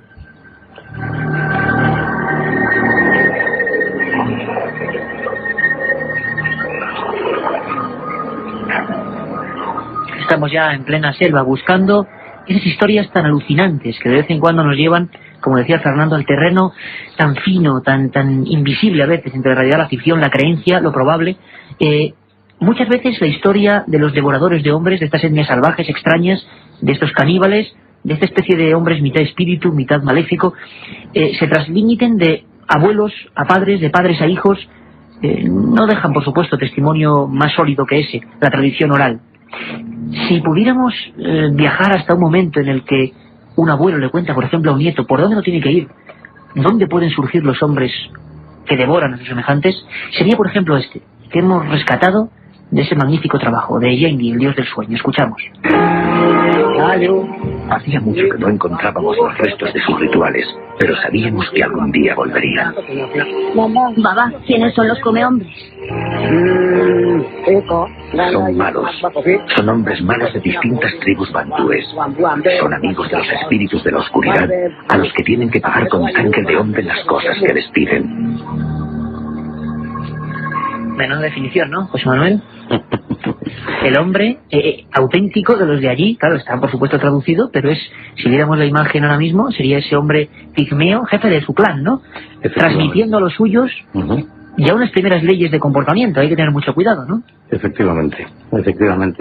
Existe un pago, antes hablábamos de la receta, de cocinar la carne humana. Terrible receta. Y efectivamente solo para iniciados por esa receta que antes explicamos. Pero cuando un postulante entra dentro de una secta de vudú, siempre tiene que hacer un pago. Por eso en este fragmento de la película dice tienen que pagar a los espíritus de la oscuridad con sangre de hombre. Normalmente cuando alguien entra en una secta de vudú tiene que ofrecer a una persona. Incluso a veces tiene que ofrecer a su propio hermano, a su propio padre. Efectivamente después sabes que ellos manejan los venenos. Ancestralmente en África hay envenenadores que pueden llegar a envenenarte hasta te envenenan ahora y te mueres dentro de un mes, ¿no? O sea, con efecto retardado. Sí. Y entonces, esta víctima, y que es escogida, pues que es cedida por algún familiar, se le envenena y cuando muere la entierran y después la desentierran y practican estos rituales, ¿no? Cortan partes del cadáver, el cerebro, los testículos, partes del abdomen. No se comen el cadáver entero, sino partes determinadas. Hay zonas de poder, digamos, más descritas. Efectivamente. ¿Cuáles serían, José Manuel? Fundamentalmente el cerebro y los genitales. ¿Cerebro y genitales? ¿Y alguna explicación, digamos, antropológica a esto? Bueno, el cerebro es porque es donde reside la sabiduría de la persona, de la víctima, y los genitales porque es donde reside, según ellos, es un principio vital, además, que se ven todos los fetiches africanos, es el símbolo de la fertilidad, es el símbolo de la fortaleza, de la fuerza. Si nos lográsemos ir filtrando en uno de estos sacrificios rituales, ¿qué escucharíamos? ¿Qué sonidos? ¿Qué casi sensaciones podríamos percibir, aunque estemos aquí a miles de kilómetros? Más o menos algo así. En esta región africana, la brujería es un verdadero azote. Los brujos todavía practican sacrificios humanos y banquetes caníbales. Creen que al comer carne humana adquieren las cualidades de sus víctimas y su magia se hace más poderosa.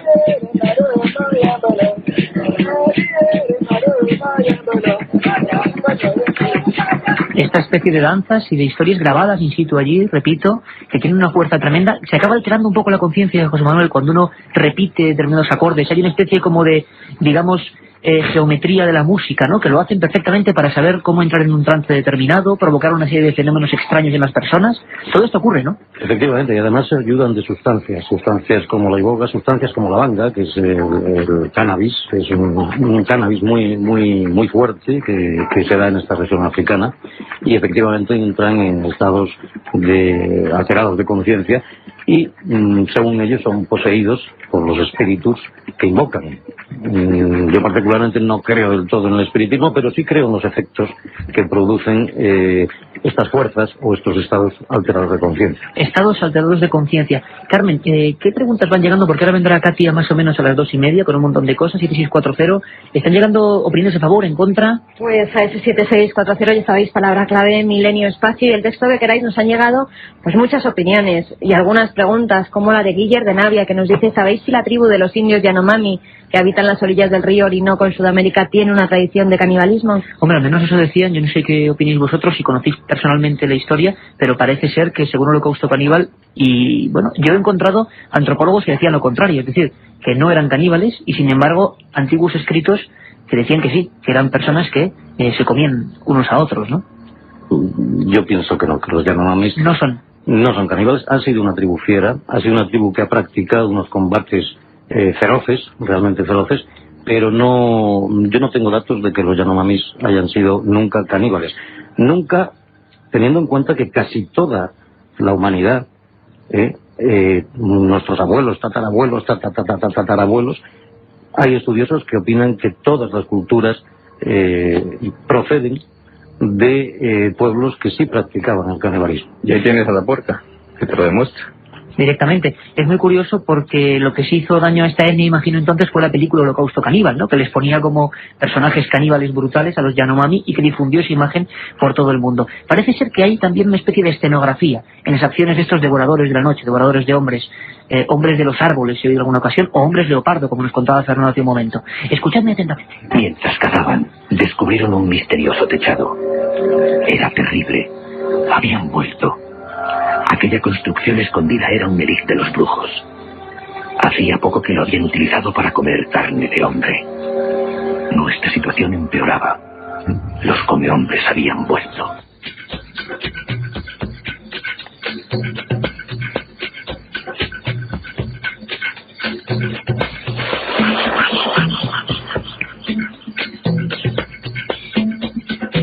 La otra realidad. Milenio 3. En la SER. Fernando, una escenografía que siempre está presente en todos los actos rituales, tribales, extraños. Aquí hablábamos de una especie de instalación, la veíamos antes, por supuesto, en imágenes, y cualquiera, ¿verdad, José Manuel, que vaya al cine, por supuesto, a ver Yengi, esta película, este documental realmente impresionante, pero siempre el ritual, que imagino, que además tú eres un auténtico apasionado de lo que eran las crónicas de los primeros exploradores, ¿cómo se quedaba esa gente? ¿Cómo se quedaba el hombre civilizado cuando llegaba a estos lugares y se encontraba, por ejemplo, estos altares, estas figuras, esta especie de ídolos extraños, ¿no? Imagino que tenía que ser una impresión que no nos podemos imaginar, o los primeros conquistadores, si hablamos de América, ¿no? Lo que se encontraban. Sí, bueno, en América fue un poco más suave, porque además entraron digamos, también mucho antes y con una ferocidad, pues propia de la época. Pero en África, lo que fue impresionante, yo me imagino que en la época de ellos, estamos hablando principalmente, o sea, la parte que yo conozco más, que es el este de África, estamos hablando de 1800. Y lo que debía de ser impresionante es encontrarse que había, date cuenta que estamos hablando de la época de la esclavitud, había infinidad de muertos por las caravanas de esclavos, muertos que además se abandonaban en el camino, incluso que se mataban cuando empezabas a no poder llevar la carga, les cortaban el cuello, los dejaban allí en el camino como ejemplo para los demás que llevaban. Es decir, la muerte estaba muy presente, pero aún así los hombres blancos que llegaban veían que el canibalismo no necesariamente tenía que ser en un acto ritual para comerse pues el cerebro, el corazón, los testículos. También había un canibalismo que era producido por el hambre. Entonces yo recuerdo haber leído en algunas crónicas que era bastante impresionante, que a ellos les sorprendía mucho ver cómo en los ríos africanos, y protegiéndolos con palos de los cocodrilos, dejaban a los cadáveres macerarse en el agua, ablandarse en el agua, para luego poder comérselos. Y llegaban al poblado y claro, les parecía que era una atrocidad impresionante, que aquella gente eran caníbales, un poco temían por sus vidas los primeros exploradores, ¿no?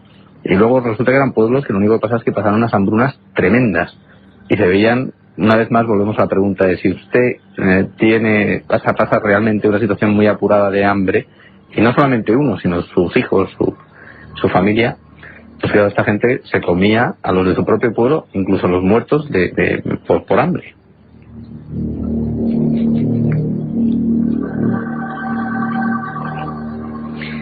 Desde luego que es una historia increíble. ¿Sigue habiendo miedo, José Manuel? Hoy en día, año 2003, tú has estado por esas selvas, hablamos siglo XXI, civilización que crece incluso también en puntos muy determinados de África, pero sigue habiendo esa África en la sombra, ¿no? Que sigue moviéndose por estas conductas tribales y sigue habiendo miedo yo no sé llamarlo pequeñas mafias, ¿no? Como podrían ser los hombres leopardo. Gente que tiene unos intereses muy concretos, que se come a los semejantes y que provoca el terror. Sigue pasando hoy. Absolutamente.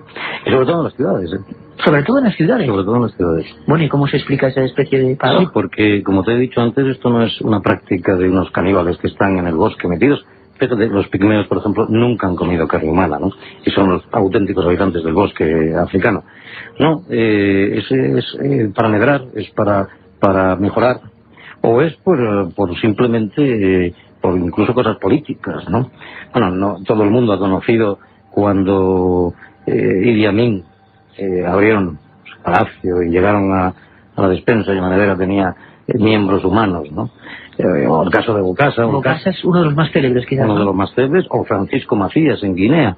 Precisamente, Francisco Macías estaba considerado el tigre, porque Mosenji, como dicen ellos, es la máxima dignidad de la brujería. Hablamos de altos dirigentes, para los amigos que escuchen y no sepan, que se comían a otros. Dirigentes políticos que tenían reuniones con otros dirigentes políticos del mundo occidental, digamos, y que eran caníbales, antropófagos. Sí, es que lo que todavía el mundo occidental no ha entendido bien es que muchos dirigentes políticos africanos que visten con traje y corbata y cogen su propio jet y se van a Naciones Unidas, a Nueva York, dirigen después el país como una tribu.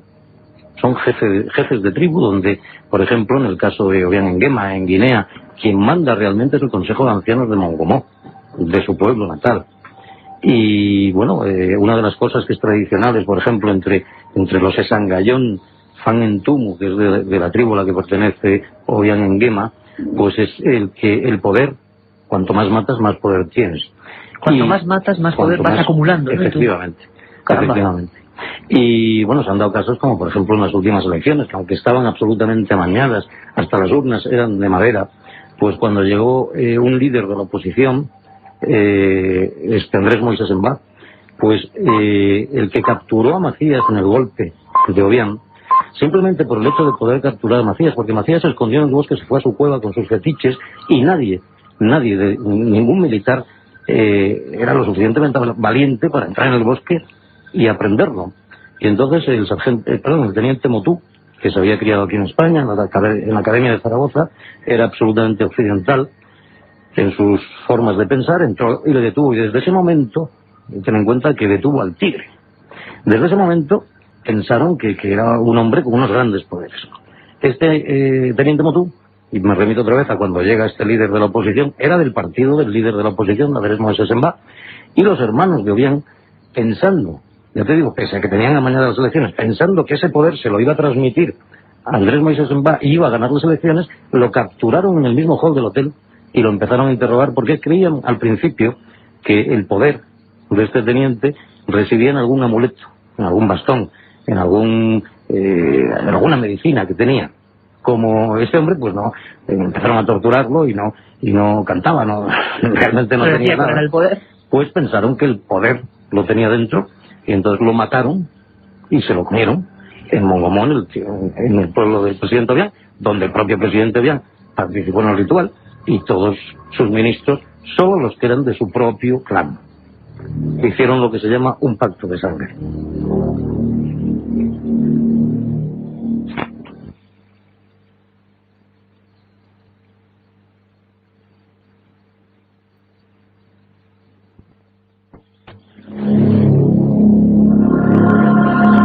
Milenio 3, con Iker Jiménez, en la cadena SER. Hablamos de políticos bien trajeados, con corbata, que siguen practicando la antropofagia, y ahora, en un rápido viaje de nuevo a la civilización, vamos a conocer algunos de los casos más terribles. Nos preguntabais por ellos. Aviso que no es material para corazones sensibles, de algunos de los casos más sobrecogedores que hemos podido conocer. Tati, algunas preguntas al 7640, palabra milenio, y sabéis que tenemos los 3 CDs con 100 programas de... 140 programas, perdón, de Milenio 3. Cuéntanos, Katia. Bueno, de momento yo me hago vegetariana, ¿eh? Bueno, nos preguntan, ¿qué se sabe del tráfico de ciertos órganos humanos para adinerados personajes que los comen buscando juventud u otras cosas? Caramba, yo personalmente no sé mucho, pero entraría dentro de la leyenda urbana de esto, ¿no? Es decir, si creen, aunque hay alguna tradición, yo no sé, os pregunto a los dos, de que esta gente, estos brujos, esta gente que comen a otros, tiene que ser muerto por ellos, por ejemplo. Porque imagino que no será lo mismo, que le dieron un riñón. No tienen que ser muertos con ellos, ¿no? Ajá, entonces tendría una posibilidad, ¿no? Hubo un caso aquí en Cercedilla, murió un personaje muy relevante, del clan Mongomo también, y reclamaron el cadáver. El cadáver, claro, fue embalsamado, pues con los productos que son pertinaces para ello y tal, fue metido en un sarcófago de zinc, y bueno, cuando llegó ya a la frontera de Gabón, hasta Esangallón, hasta el pueblo del presidente, pues habrían pasado 15 o 20 días, convocaron a Yemaú, que es ese banquete caníbal, ese banquete ritual, precisamente porque era una persona muy importante, y creen en esa transmisión de esa sabiduría que tenía esta persona que había muerto. Pues convocaron a Yemaú y murieron 7 intoxicados por los productos del embalsamado. Madre mía. Bueno, más preguntas. Javi de Ponferrada y Elena de Murcia, entre otros, nos preguntan por el caso de un chico japonés que se comió a su novia en un supuesto acto de amor supremo para llevarla siempre. Vamos a contarlo, lo contamos ahora en un minuto. Ahora lo contaremos el caso. Tremendo, hay que tener mucho cuidado con quién se va una. Sí. Bueno, ¿en qué países se sigue practicando el canibalismo para no viajar? Miguel de Guadalajara. Miguel de Guadalajara, ¿podríamos establecer, compañeros, un mapa quizás de los países clave que sabemos, o las zonas clave? Fernando. Yo creo que se podría decir donde hay canibalismo, pero no hay peligro ni ir a estos países por lo que hemos dicho, ¿no? Salvo que seas uno de los jefecillos de locales que les interese a ellos quedarse con tus poderes, nadie te va a comer, no te comen por hambre. ¿Qué áreas más importantes podríamos, digamos, a trazo de compás, decir? Pues yo creo que donde todavía sigue existiendo bastante canibalismo es Golfo de Guinea, distintos países, bastante también en la zona que José Manuel lo conoce bastante bien, de Nueva Guinea, de Papúa. Sí, por ejemplo las Islas Salomón. Las Islas Salomón hacen un ritual tremendo, que es la grasa del guerrero. La grasa del guerrero. Sí. ¿La has oído? Si nos lo cuentas brevemente, porque ahora toda la audiencia está diciendo, bueno, ¿y qué es eso? Supongo que ya no se sigue haciendo porque no hay garras tribales, pero hasta hace muy pocos años, 20 años, cuando una tribu se iba a enfrentar a la guerra, iba a ir a la guerra, pues engordaban a un niño, lo cebaban y lo trataban muy bien. Y lo cebaban durante meses.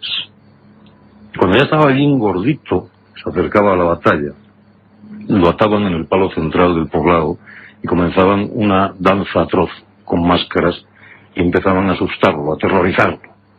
Hasta que este niño, realmente el rictus que tenía ya era de pánico. Y en ese momento lo degollaban y con la grasa del niño se untaban los guerreros porque pensaban que de esta manera iban a asustar al enemigo, porque tenían ese gesto de terror, de pánico del niño, iba a hacer que los enemigos huyesen.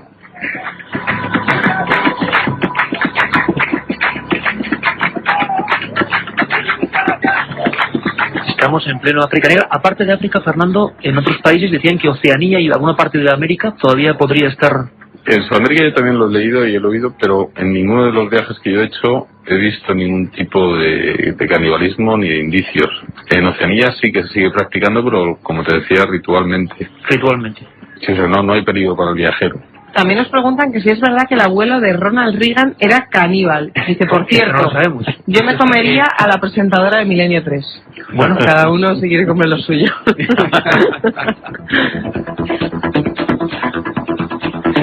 Y es bueno que le pongamos un punto de humor porque lo que viene ahora es bastante dramático. Hemos hecho una pequeña ficha del mundo civilizado de algunos de los personajes, como este japonés que nos preguntabais, y ahora enseguida vamos a pasar con los animales. Katy, ¿tienes una comparación curiosa? Sí, hay muchos mensajes que nos comparan el cristianismo con el canibalismo, porque la comunión se come el cuerpo de Cristo y se bebe la sangre. Menuda tremendo, sí. Y en África está contemplado esto, pues por mucha ejemplo, gente lo puso, entre los Bangis, los iniciados de Wetí, los que comen iboga, que hablamos de esa sociedad secreta en el programa anterior, mágicas. Aquel que come iboga, aquel que es iniciado en Wetí, puede ir a misa, porque puede perfectamente compaginar la liturgia cristiana con sus propias creencias, pero nunca comulgará, porque es un símbolo, es una antropofagia simbólica, es la sangre y el cuerpo de Cristo. Nunca comulgará un Bangi, porque cree que, aunque sea simbólico, está haciendo un acto de antropofagia. Qué curioso. Luego, prácticamente en 20 minutos, tendremos las últimas preguntas, 7640, palabra milenio, y los ganadores de esos tres. Está muy solicitado, 7640, palabra clave milenio.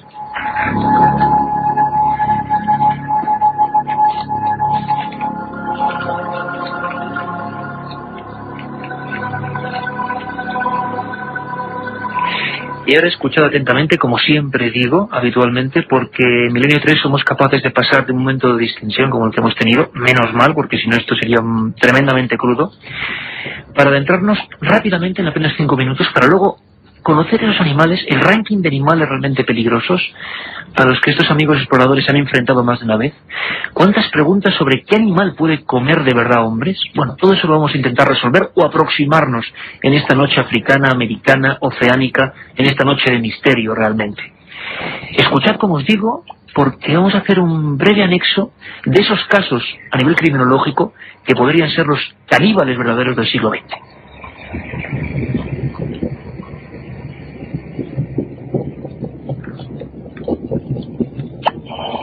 Poseídos por una extraña maldición psiquiátrica, los actuales caníbales han dejado su rastro en el mundo moderno. Los periódicos y las radios han difundido sus fechorías y se han convertido en personajes célebres de la galería negra de la criminología.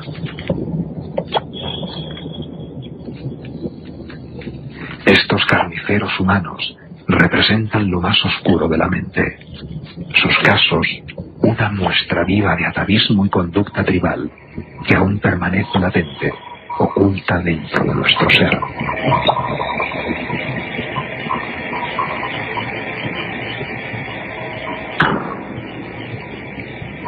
La otra realidad.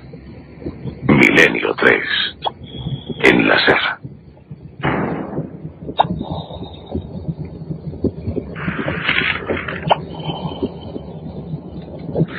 Algunos fueron ejecutados. En España hablábamos del caso del Sacamantecas, de los míticos Sacamantecas, casos conocidos como el de Francisco Leona, el Sacamantecas de Gádor, el hombre del saco de Gádor, o de Díaz de Garayo, el Sacamantecas de Álava. En Estados Unidos también ocurrieron casos como ese, como el de Albert Fish, ¿verdad, Carmen? Pues sí, en Estados Unidos, la verdad, han ocurrido bastantes casos de canibalismo, de asesinos caníbales, y en Rusia también ha sido uno de los países donde más caso de asesinato y posterior canibalismo se ha dado. Yo creo que Javier del Pino nos trae una crónica desde Estados Unidos sobre Fish, uno de los mayores criminales, asesinos, caníbales de la historia. Nos preguntaban por el verdadero Aníbal Lecter. Hemos pasado de los hombres de África o de Oceanía haciendo rituales a, como decía antes José Manuel Novoa, gente trajeada que por alguna especie de, disfunción cerebral, tiene que ser algo por el estilo, se decide a comer a sus semejantes. Javier del Pino, corresponsal en Washington, nos habla esta rápida biografía de Albert Fish, el verdadero. Nos lo preguntáis, nosotros como siempre procuramos responder, Aníbal Lecter.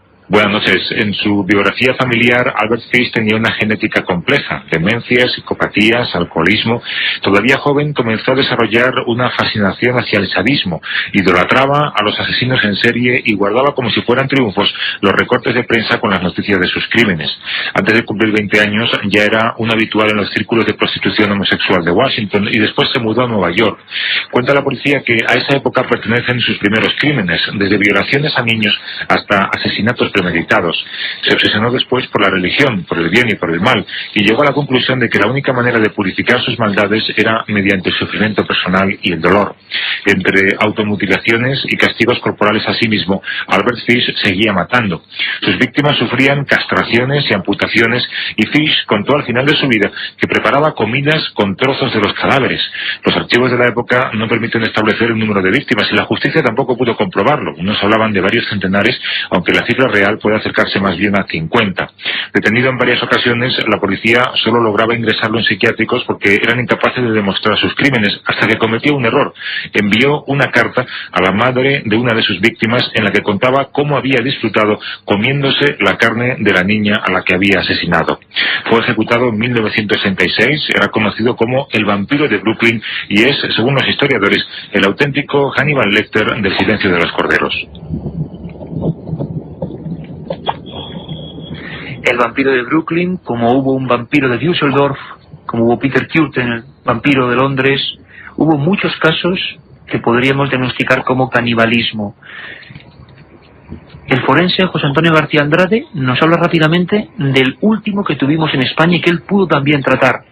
Un caso que era de auténtico manual, increíble. Seguro que muchos, al escuchar la historia de Francisco Escalero, pues a nadie le suena apenas. Si digo mendigo asesino, que actuó muy cerquita de aquí en Madrid, seguro que ya la cosa cambia. Mató a 13 personas probadas y a casi todas ellas les devoró el corazón. Bueno, y además era una patología de todo tipo, una patología sexual, una patología de los impulsos, una patología de la violencia, y verdaderamente él no solamente se comía y devoraba a algunas de sus víctimas, sino que si acaso muchas veces realizaba necrofilia con muchas de sus víctimas. Es decir, era todo un libro de patología psiquiátrica y de patología sexual. Entonces eran ya pobres prostitutas que tenían ya muchos años y que, tenían por razón de precariedad de clientes, tenían que iniciar su relación sexual con este hombre, y este hombre pues las maltrataba con un componente sádico muy alto y de alimentarse de las vísceras de sus víctimas.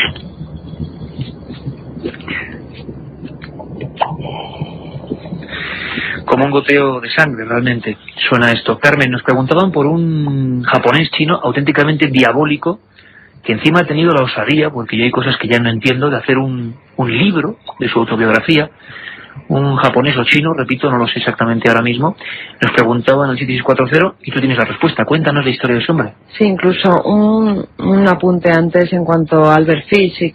Nosotros hemos tenido acceso a esa carta por la que es pillado y que se la manda a la madre de Grace Boots, una niña de 10 años que acababa de asesinar. En ella dice cosas como: me quité la ropa para no mancharla de sangre. Ella corría de arriba abajo gritando mamá. Como ella opuso resistencia, la estrangulé hasta matarla. Entonces la corté en pedazos y así pude comer su carne. Como asno pequeño, fue asada en el horno. Fue ejecutado en 1936. Carmen, ¿quién es Issei Sagawa? Issei Sagawa es un joven estudiante japonés que asesinó en su casa de París en junio de 1981 a René Halterbeth, una estudiante holandesa que le rechazó al querer tener relaciones con ella.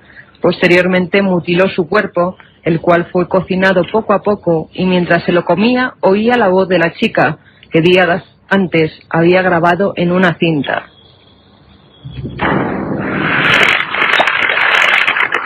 Más tarde aseguraría, y nos lo preguntaban a través de ese 7640, que a qué sabe la carne humana. Según Sagawa, su sabor es de un rico pescado crudo, similar al sushi. No he comido nunca nada más delicioso. Tras dormir con el cadáver de la chica, la mañana siguiente se deshizo del resto del cuerpo y tan solo permaneció 3 años en una prisión francesa.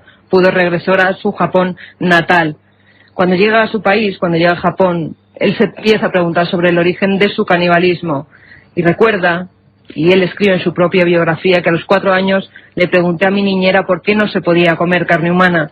Me contestó que me causaría mucha tristeza ver morir así a alguno de mis amigos, mientras yo pensaba en los muslos de uno de mis compañeros y sentía el deseo imperioso de probarlos. Me preguntaba qué sabor tendría un muslo.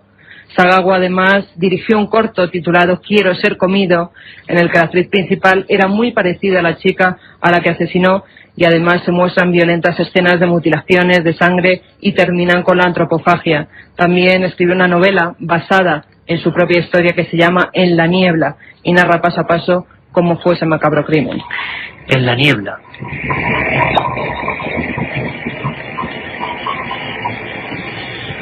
Un caníbal, en este caso, que se convirtió en una celebridad. Hubo algunos, incluso, como tú decías, para acabar con esta especie de alineación de la muerte, en El vampiro de Rostov. Sería el último de los casos. El carnicero de Rostov. ¿Cuál fue su historia? Que era Andrei Chikatilo. Está considerado como uno de los mayores asesinos de la historia. Este hombre ruso era profesor de filosofía. ¿Era profesor el de filosofía? Madre mía. Fue condenado a muerte en 1994 por el asesinato de 52 personas, la mayoría de ellos jóvenes y niños, a los que mutilaba sus genitales para posteriormente comérselos. Durante 12 años disfrutó comiendo carne humana y él mismo se autocalificó como un error de la naturaleza. Estoy completamente seguro que el animal más peligroso de la naturaleza, y creo que estamos de acuerdo todos los que aquí estamos, somos nosotros mismos. Sin embargo, hay mucho interés por los animales que comparten con nosotros el planeta azul, el planeta verde, como queréis llamarlo, y son muchas las preguntas de cuáles son los animales realmente peligrosos. Sabemos que no hay ninguno, o nos lo va a contar Fernando, que si no le azuzamos y le atacamos, nos haga nada. Pero bueno, hay algunos que hay que tener especial cuidado. ¿Cuáles son los animales comedores de hombres?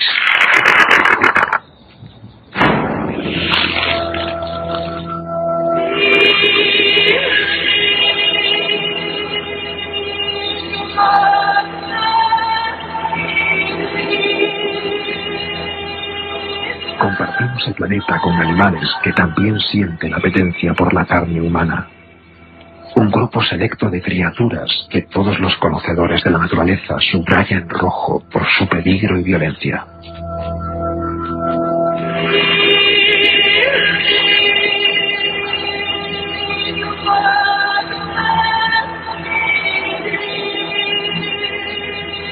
En tierra y mar son los causantes de miles de muertes al año. Aunque apenas se habla de ellos, quizá para no alarmar a la población.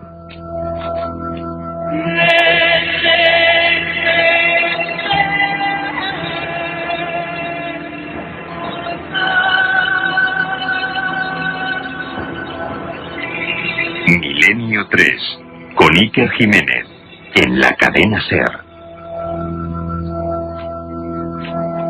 Me vais a permitir que recuerde una anécdota personal, buscando el calamar gigante con nuestros compañeros de Transglobe Films. Yo recuerdo que Luis Daria, el que tuvimos hace poco, precisamente porque en Asturias se ha encontrado una horrible criatura tipo serpentiforme, auténtica serpiente marina, nos la describía Luis Daria, una de 4 metros y pico, otra de 7 metros, con unos bigotes rojizos. Bueno, si nos lo encontramos, pues... Y él me decía, bajando como buzo, recuerdo perfectamente, apoyado en la escalinata, me decía, Iker, es que en España, en el Mediterráneo, en el Cantábrico, hay tiburón, incluso tiburón blanco. Lo que pasa es que esto no se cuenta habitualmente. Yo lo cuento ahora porque es muy tarde. Fernando, hay cosas de ese tipo, ¿no? No sabemos a veces qué cerca tenemos algunos animales con grave mala fama, ¿no? Animales comedores de hombres.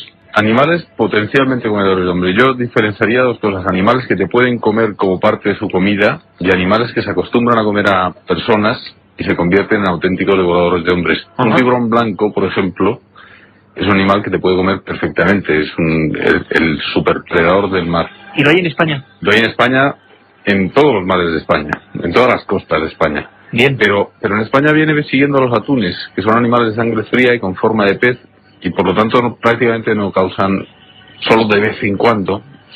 Recuerdo el último ataque en Italia de un padre y un hijo, pero es muy raro que ataquen a una persona. Ese mismo tiburón en el sur de África, en el cono surafricano, o en Australia, se convierte, y en algunas zonas de Estados Unidos se convierte en un devorador de hombres, porque allí está atacando a focas, animales de sangre caliente, que reproducen el mismo impulso que un hombre, y que además son zonas generalmente donde también hay surfistas, que son gente vestidas de neopreno en una tabla de surf, que se mueven igual. Pero estos no son devoradores de hombres. Si hiciéramos un ranking, Fernando, tú como explorador que ha recorrido prácticamente gran parte del planeta, filmando, buscando, como José Manuel, si tú hicieras un ranking de con quién tengo que tener especial cuidado quizá en determinadas circunstancias? ¿Cuáles serían los, no sé, 3, 4, 5 animales que tú más destacarías? Si quitamos al hombre y a los mosquitos, que ya sabes que son los que más matan, yo tendría... Bueno, hay un caso muy especial que son los felinos. Los felinos son los que se convierten en devoradores de hombres de verdad. O sea, tú puedes tener precaución con un tigre. He tenido la suerte de ver y encontrarme con tigres en India, con leones en la India, los últimos, con leones en África, con jaguares. No son, que no son devoradores de hombres, no tienes problema. Pero si esos leones, esos tigres, se han dado unas circunstancias especiales, mucho más, y esas circunstancias se han alargado a lo largo del tiempo y han nacido ellos ya alimentándose con carne de personas, entonces da lugar a devoradores de hombres, como es el caso de los famosos devoradores de hombres del Sabo, que dieron lugar a la película esta de los fantasmas de la noche. Devoradores de hombres del Sabo. Sí, que es en Kenia, un parque que yo he tenido la suerte también de estar acampado allí, y te cuentan los nativos unas historias. Suena como esto, ¿no? Cuando estás de noche allí, ¿no? Bueno, de noche sí suena tanto. Sí. De noche tú estás allí, estás viendo un coro de hienas permanentemente, y luego un poco lo que te da profundidad a la oscuridad de la noche son los rugidos de los leones que vienen de lejos. Leones que además en Sabo se está empezando a investigar porque se cree que pueden ser una subespecie mucho más agresiva, mucho más emparentada con los leones prehistóricos de las cavernas, y que son los animales que en la época del famoso coronel Patterson, que fue el que los mató, yo no sé, quien no conozca la historia se la voy a resumir muy rápidamente. Es un ingeniero que le encargaron construir un puente sobre el río Sabo, en una región inhóspita en Kenia, y la construcción era la del ferrocarril que unía la costa con el Nairobi, que era un poco el abrir la civilización a la civilización en el territorio del entonces Tanganica, ahora Kenia y Tanzania.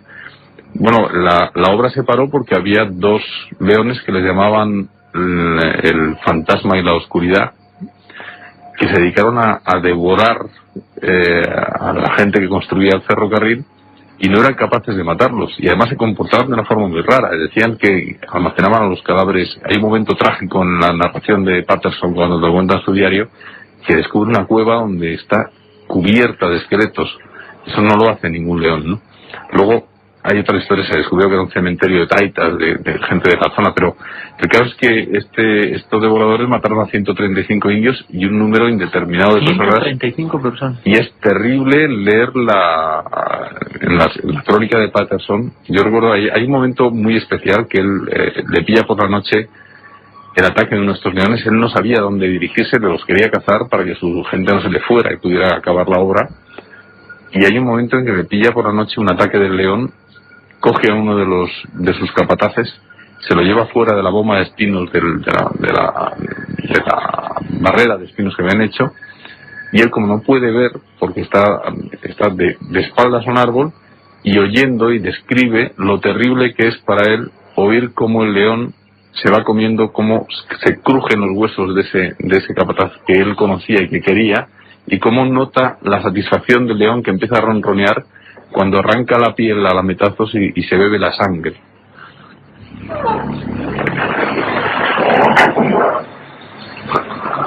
Tenemos esos leones realmente increíbles, ¿no? Hablaremos en más programas, Fernando, si nos lo permites, de animales desconocidos, de animales más o menos conocidos, pero que comportan de vez en cuando acciones como estas. Carmen, ¿tienes alguna pregunta que ha hablado precisamente de eso, no? Precisamente, Carrie nos decía, ¿es cierto que para defenderse de los tigres come hombres en la India las gentes se colocan máscaras en la nuca? Qué curioso. Sí, es cierto. En el norte de la India y en el sur de Nepal, muchos agricultores, mucha gente que trabaja en el campo, se ponen máscaras porque tienen la creencia de que al tigre, si le miras de frente, no te ataca.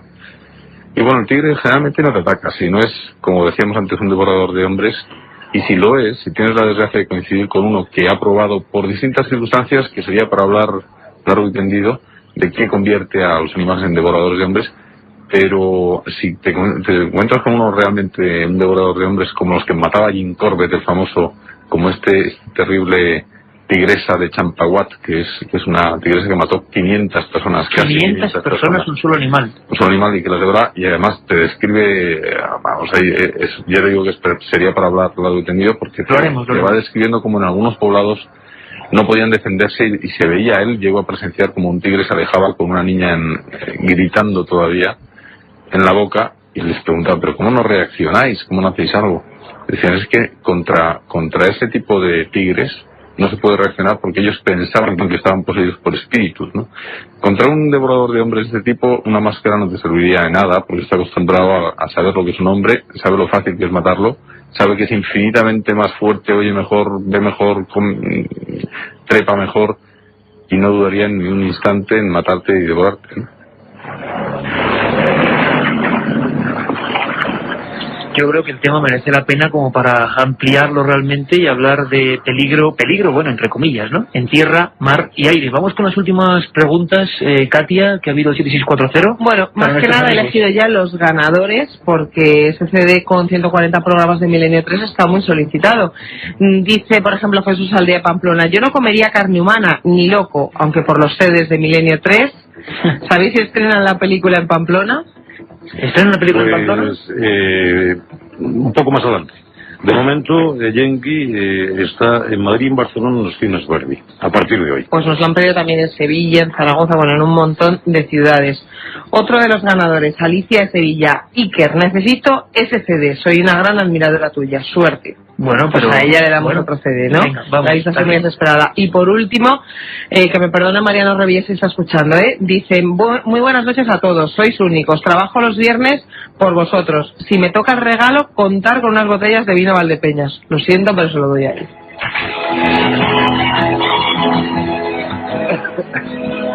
La verdad es que menos mal que tenemos siempre un punto de humor por parte de nuestros amigos. Fernando, felinos como parte absolutamente, ampliando casi para el próximo programa, pero como parte básica de qué tenemos que tener miedo. Los cocodrilos quizás sería para hacer otro programa. Cocodrilos del Me has enseñado fotos, y yo tengo que decirlo, fotos escalofriantes. Cada vez que voy a casa de Fernando es un viaje por la fotografía antigua. Fotos de cocodrilos con varios tipos enteros dentro de la barriga, ¿no? No, y te tengo que contar historias sobrecogedoras, sobre todo de cocodrilos marinos, que sabes que es uno de los animales que más me gusta ir a... La gente estoy seguro que no sabe que hay cocodrilos marinos. Bueno, pues el cocodrilo marino es el dragón, porque es un animal que puede llegar a medir más de 8 metros, que alguien se ponga a pasos en su casa y que vea lo que son 8 metros, acorazado, más de 1000 kilos, un animal prehistórico vivo hoy en día, y que ha causado, hay momentos estelares del horror de que puede llegar a provocar un cocodrilo marino. Yo hace poco estaba leyendo una historia de la Segunda Guerra Mundial, en la que un grupo de ingleses sitian a unos japoneses en un pantano muy cerca de la costa de Birmania.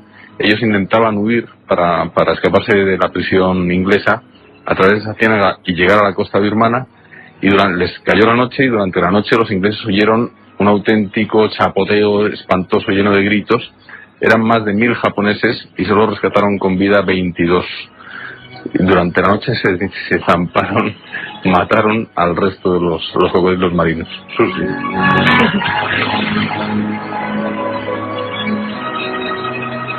Madre mía, son José Manuel Novoa y Fernando González Siches, dos compañeros de Transglobe que realmente, bueno, pasan su vida muy arriesgada. Muchas de las preguntas que se repitieron, por lo menos la primera vez, estoy seguro que ahora también, es cómo siguen vivos estas personas. Uno entre brujos, haciendo antropología de la de verdad, de bota y no de bata, como dice Fernando, y otro igual, persiguiendo a los animales. Y se nos han quedado muchas cosas en el tintero, como el caso de Viven, aquel accidente de los Andes, que yo creo que da para un programa. Lo contaremos.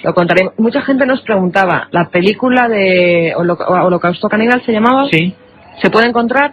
Difícil, ¿no? Nosotros la encontró nuestro amigo Quique, del Videoclub Camus, que es un fenómeno que encuentra esas películas extrañas, pero yo creo que es muy difícil. Pero bueno, os recomendamos, cómo no porque sean amigos, sino porque es un trabajo francamente excelente. En este mundo con tantos ídolos de barro, qué bonito es sentarse aquí con amigos que realmente tienen esa virtud, la de explorar, la de seguir pensando que hay maravillas por llevarse al alma. Así que, Yengi, suerte, José.